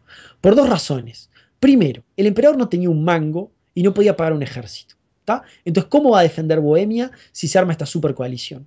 ¿Tá? La segunda, el ejército de emperador es el ejército de Tilly. Y el ejército de Tilly es el ejército de Max de Baviera. Claro. Max de Baviera ya tiene lo que quería, que era el alto Palatinado. Tú me dijiste, está Edwin Lannister, no se va a mover hasta allá para protegerte a vos. Va a dejar el ejército en Baviera para protegerse a sí mismo. Y el Palatinado. Y él ya tiene lo que quiere, ¿entendés? Entonces ya tiene lo que quiere. ¿Por qué se va a mover a defender Bohemia? Además, otra cosa. Ponele que está bien, era primo de Fernando, es religioso, tiene un montón de cosas por las cuales podría ayudarlo. Pero ¿qué pasa? Él es dueño de su propio estado. Entonces, como él es dueño de su propio estado, eso naturalmente lo pone en tirantez cuando te hablamos de balance de poder con los Habsburgo. O sea, en un momento le conviene sponsorearlos para que no se hundan del todo, pero ahora capaz que no le conviene tanto. Y otra cosa más que te agrego ahora, Max siempre tuvo un coqueteo perpetuo con Francia católica. siempre tuvo un coqueteo con Francia Católica, siempre estuvo como interesado en aliarse con ellos. Sí, bueno, que están cerca. Porque están cerca y Francia Católica, ya te digo, no le gusta mucho el poder Habsburgo. O sea, Max pivoteaba entre esas dos potencias. Entonces, como pivoteaba entre esas dos potencias, capaz que el día de mañana le conviene y se ha vuelto como un gorro y no defiende nadie Bohemia. Entonces Wallenstein toma una decisión que iba a cambiar totalmente su vida y le iba a poner en todos los libros de historia. Él, que era multimillonario, lo que iba a hacer, iba a pagar el ejército que Fernando no podía pagar. Y se iba a volver el general con el ejército más grande de toda la guerra de los 30 años hasta ese momento. Él iba a ser el defensor de Bohemia y él iba a ser el defensor del imperio. Y iba a aplicar el mismo instinto asesino que tenía para los negocios, lo iba a aplicar para la guerra. Así como los dueños de las propiedades, él fue sanguinario, inmisericorde e implacable, así iba a ser en el campo de batalla. Y el tipo, como consecuencia de esta decisión, iba a acumular poder inimaginable, a tal punto que en uno de los frescos de su palacio, que lo pueden ver hoy en día, lo pueden visitar, si van a Praga pueden ir al Palacio de Wallenstein y pueden ver este fresco, lo muestra como el nuevo dios de la guerra, el nuevo Marte. Y acumuló tanto poder que el mismo emperador le tuvo terror, le llegó a tener terror. El dios de la guerra, eso sería. Y el curso de esta historia cambió para siempre. Y con esto los esperamos para la próxima parte. Ah, buenísimo. Sí, es un comentario. Sí. Sabes que a mí me encantan los juegos como Europa Universalis, como Sí. Victoria, todos los pesados esos de Paradox. Sí. Y un gran problema que siempre hay en esos juegos, Mm. no es en esos juegos, pero a medida que se vuelven más realistas y mejor hechos la parte del desarrollo, tanto así que, por ejemplo, en el último Europa Universalis 4 no aprendo absolutamente nada. Mira, te digo porque no tiene eventos. Antes tenía un evento que se llamaba Sí, La Guerra de los vos me 30 dijiste años. que te encantaban los eventos. Claro, y en esos eventos leías qué era lo que estaba pasando, pues te daban una reseña histórica y tomabas un evento. Ujú. Sí o no, por ejemplo. Un ejemplo en Rusia. Te dicen Pedro el Grande. Pedro el Grande asciende. Una descripción de Pedro el Grande dice: Pedro el Grande se concentra en construir Petrogrado. ¿Va a ser la marina o el ejército? Entonces te da una descripción de que cada bonus que te da y tomas una decisión de Pedro el Grande cuando toma esa provincia, ¿no? Después, a medida que van mejorando el motor, ya no pasa eso, porque lo van haciendo todo por atrás. Entonces como que dejas de aprender historia. Y un problema que siempre tengo es que cada vez se va haciendo más realista, la guerra cada vez es más cara. Y en los últimos juegos tengo un problema, que es, se arman estas guerras internacionales, se pelea, todo esto, el motor, el juego lo lleva de una manera increíble, esta guerra de los 30 años, queda, y la inteligencia artificial, con los mismos parámetros que tiene, da resultados posibles a estas guerras.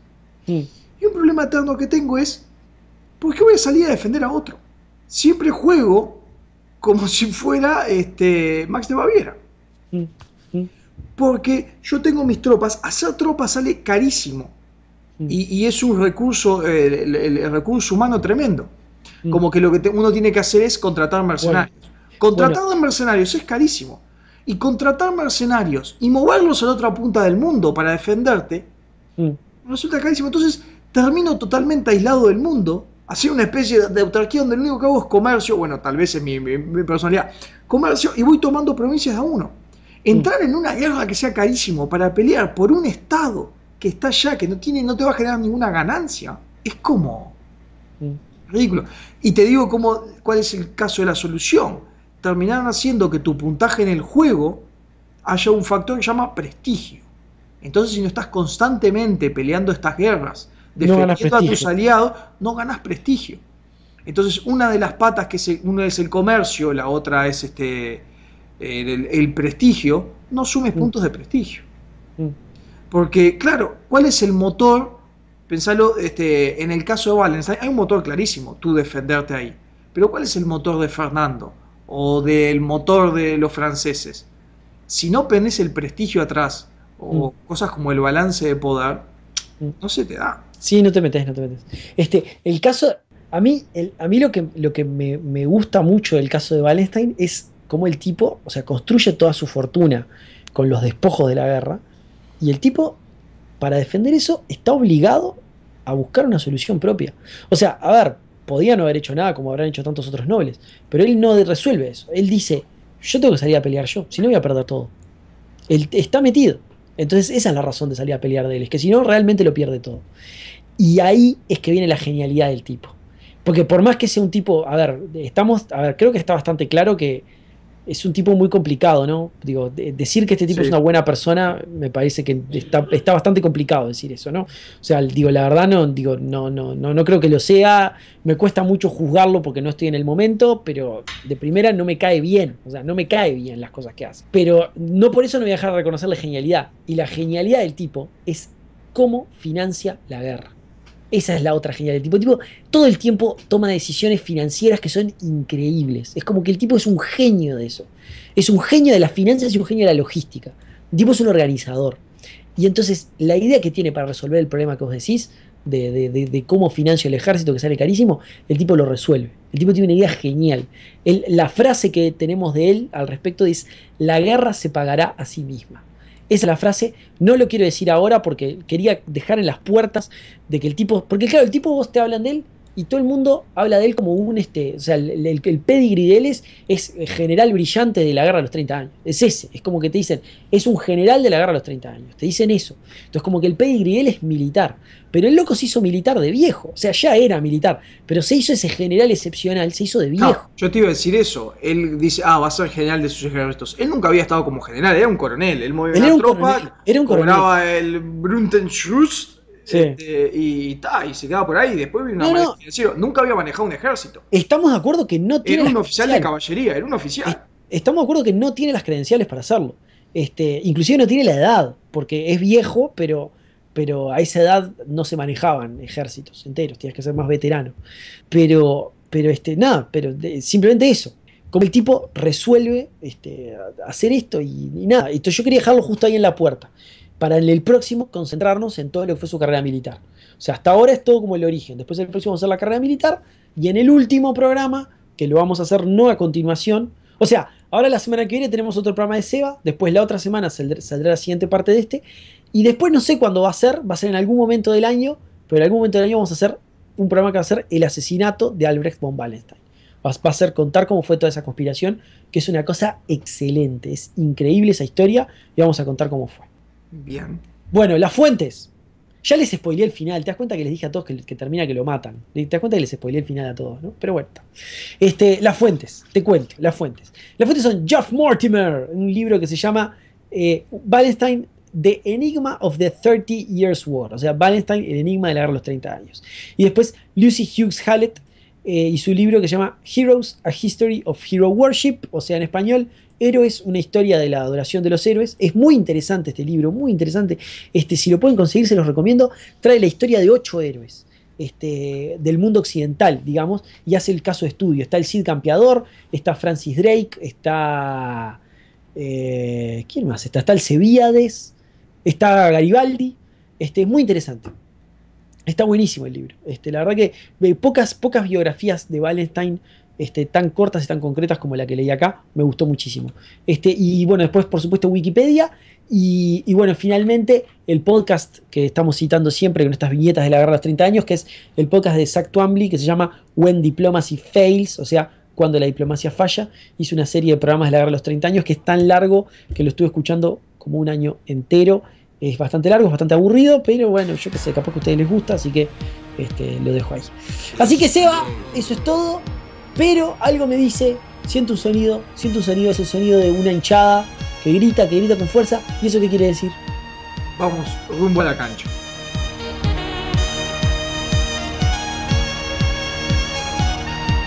Vamos a rumbo a la cancha, la sección de este programa que cada vez junta más adeptos y cada vez junta también más opiniones controversiales, porque es la sección de nosotros hablamos bien de nosotros mismos y saludamos a las personas que nos tratan bien.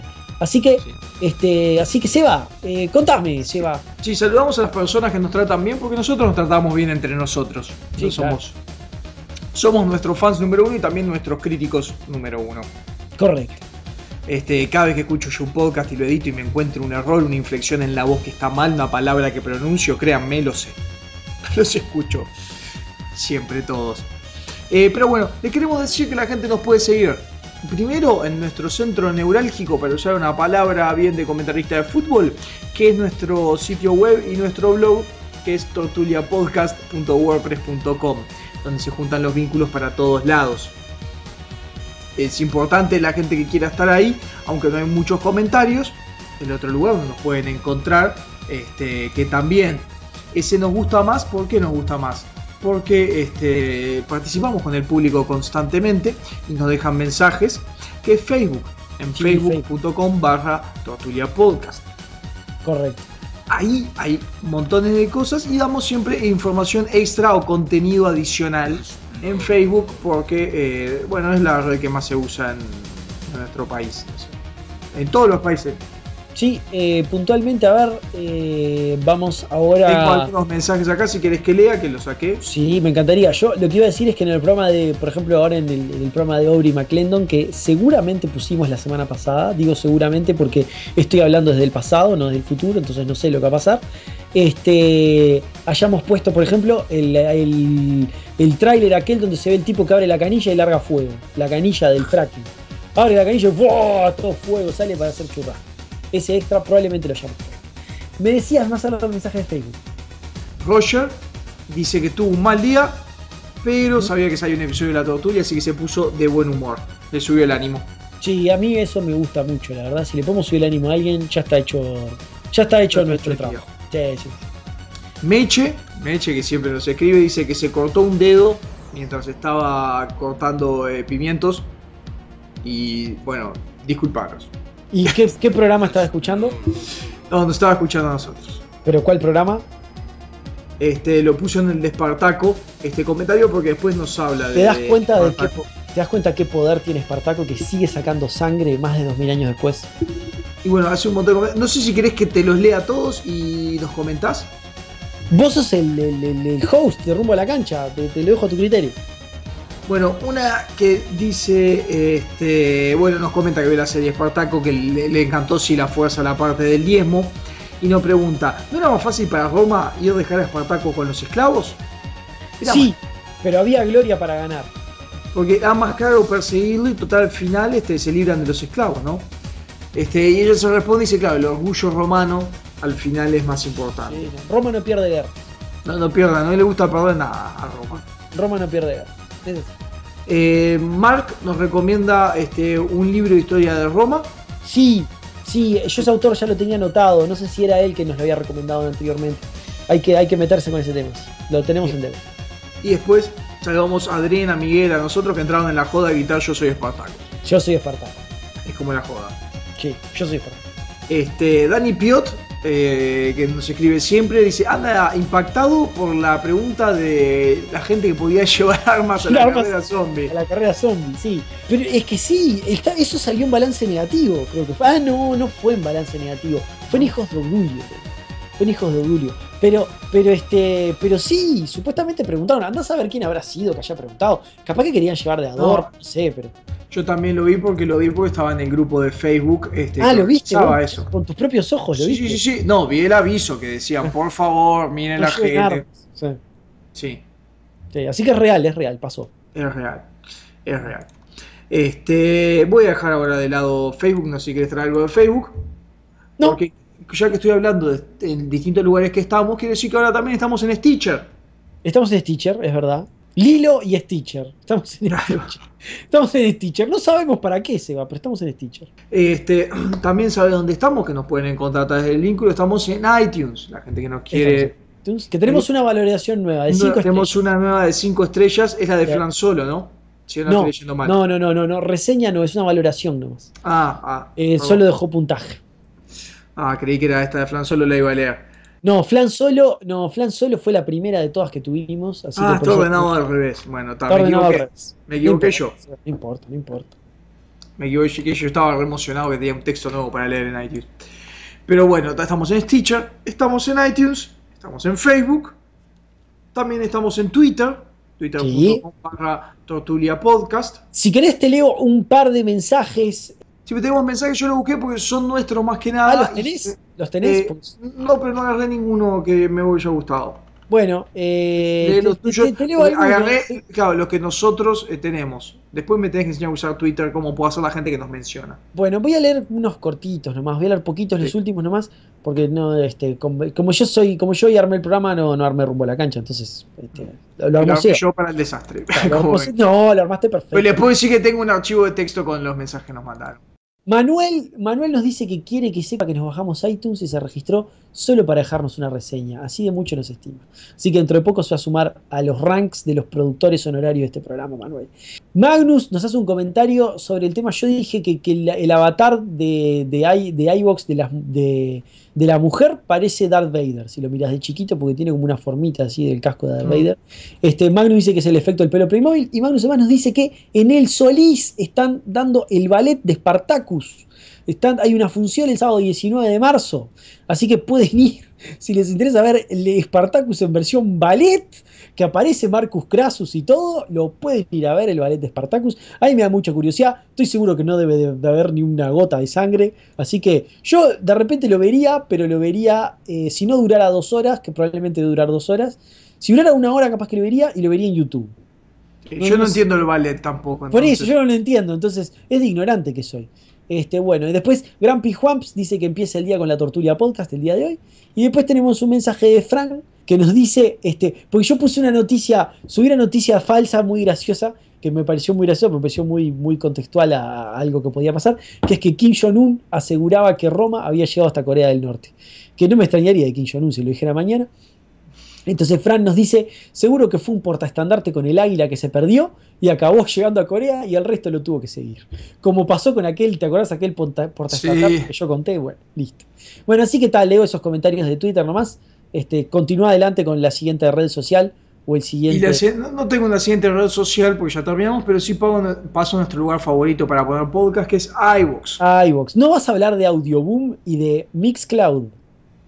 No. Bueno, yo voy a hablar. Estamos en Audioboom y estamos en Mixcloud. No, ya está, ya hablé, listo. Eso es Gracias, todo lo que quería para ya decir. anoto los directos. Es todo lo que tenía para decir. Listo. En iVoox nos dejan un montón de saludos. Y Sí. paso, así nomás a Luis, Sí. gracias, a Yeski, ¿Sí? que insiste que volvamos a la Sengoku. Tenés que volver a la Sengoku. Sí, cuando termine, sí, ya lo anoté. Cuando termine con Valentine prometo un capítulo de ese poco. Está prometido. Sí. Samuel, que nos dice, no sé cómo se imagina México, pero con más carteles, gente desaparecida y guerra contra el narcotráfico. Las ciudades son muy normales y el gobierno funciona como cualquier otro país. Sí, lo sé, era un chiste, sé que tienen áreas complejas, sé que es complicado, pero no me imagino a México un montón de Pancho Villa yendo ahí disparando.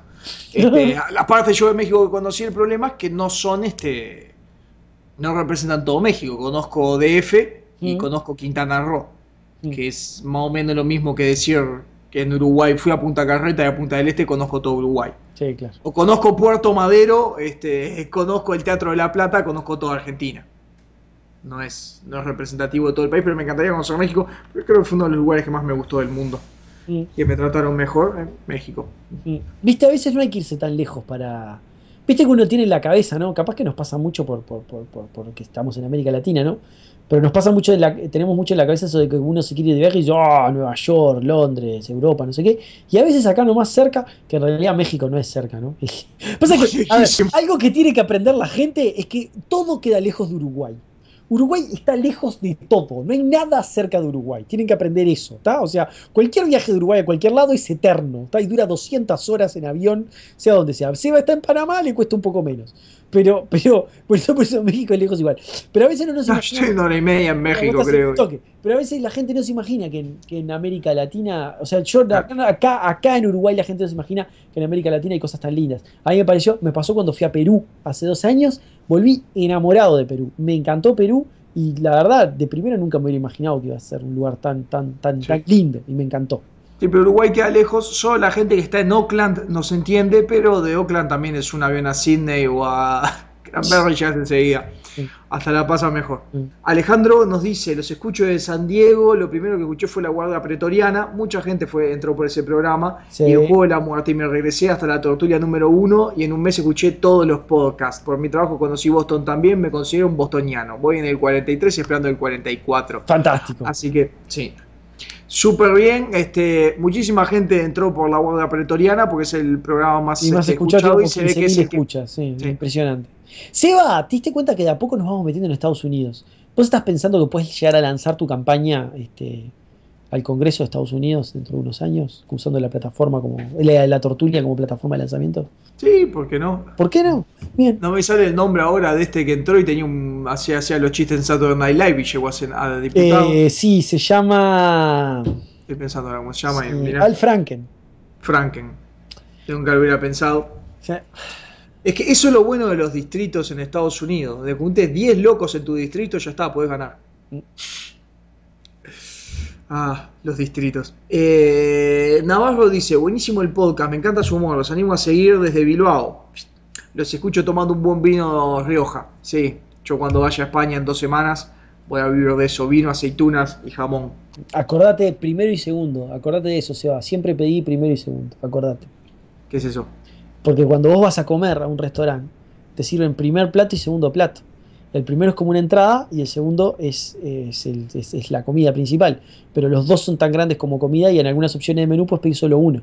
Pero no, pedite los dos. Porque no sabes cómo es fantástico. El único lugar del mundo, el único no sé, estoy diciendo disparates. Pero el único que conozco yo, que vas a comer y te sirven 2 comidas. Es fantástico, ¿entendés? Vos vas a un restaurante, pedís una milanesa con puré, te traen una milanesa con puré. En España te traen una milanesa con puré y antes te traen un plato de gazpacho. México te traen las tortillas y las cosas, así que tienen lo suyo también.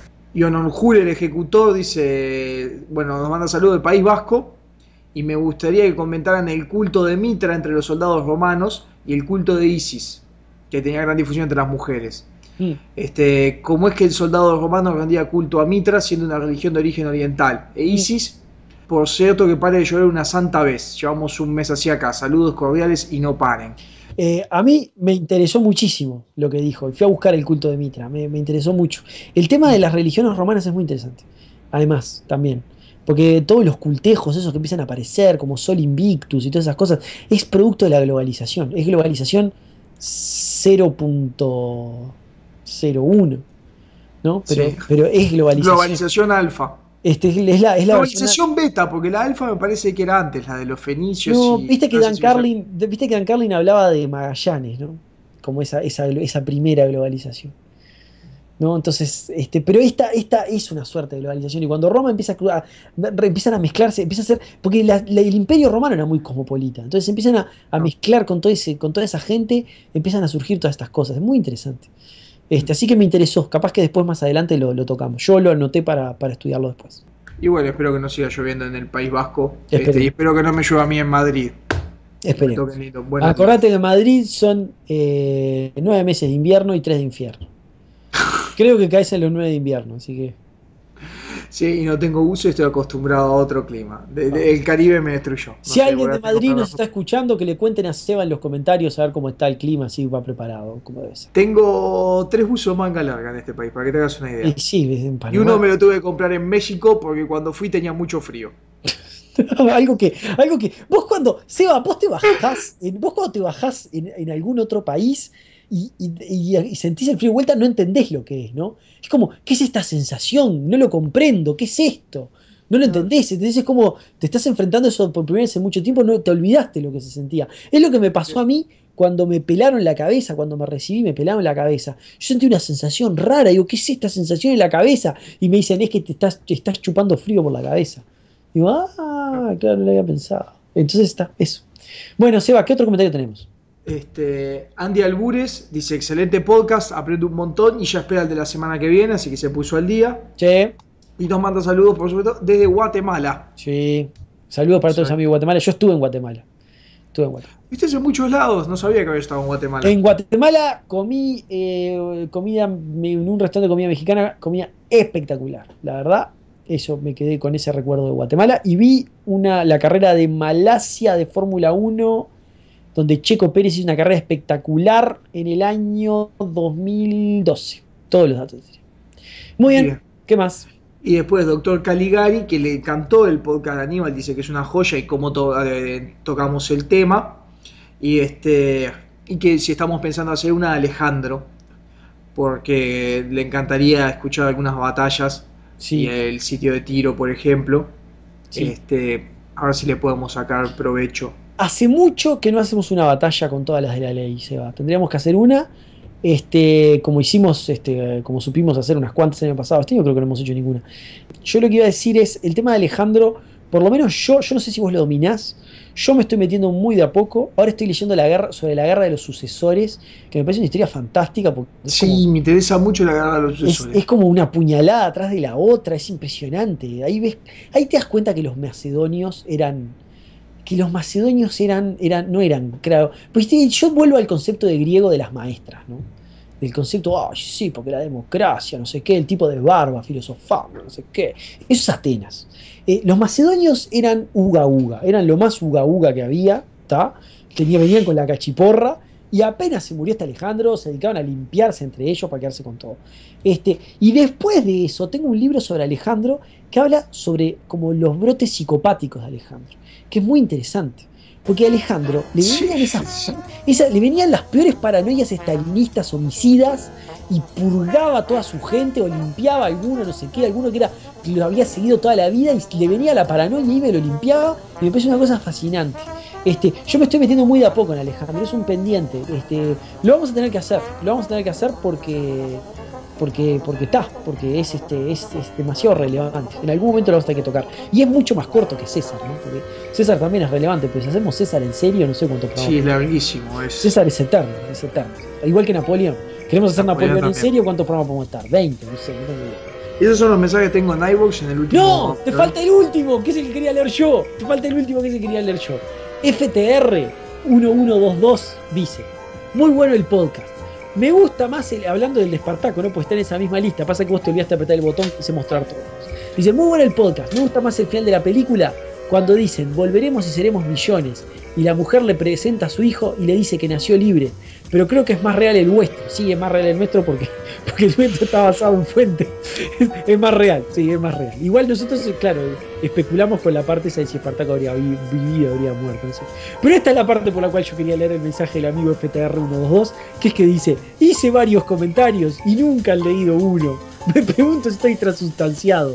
De verdad, felicitarles por vuestro trabajo, soy un adicto de la tertulia. FTR112, muchas gracias. Yo la verdad que no sé cuándo nos salteamos tus comentarios. Te pido mil disculpas y acá lo estamos leyendo. Sí, por iVoox está el problema que si te colgaste tarde, iVoox no te avisa cuando te dejan mensajes en programas anteriores. Sí, a vos, capaz que eso como administrador tenés una manera, pero yo lo que hago es tengo que abrir múltiples podcasts, los últimos 2-3, claro, y ver a ver y saco de ahí. Pero si arrancaste y dices: acabas de escuchar el podcast de Keynes, si querés hablar algo de economía, yo no lo voy a ver.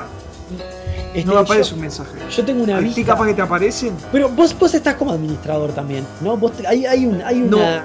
Bueno, Seba, ya está, terminamos con Rumbo a la Cancha. Terminamos con Rumbo a la Cancha. Así que nos vamos.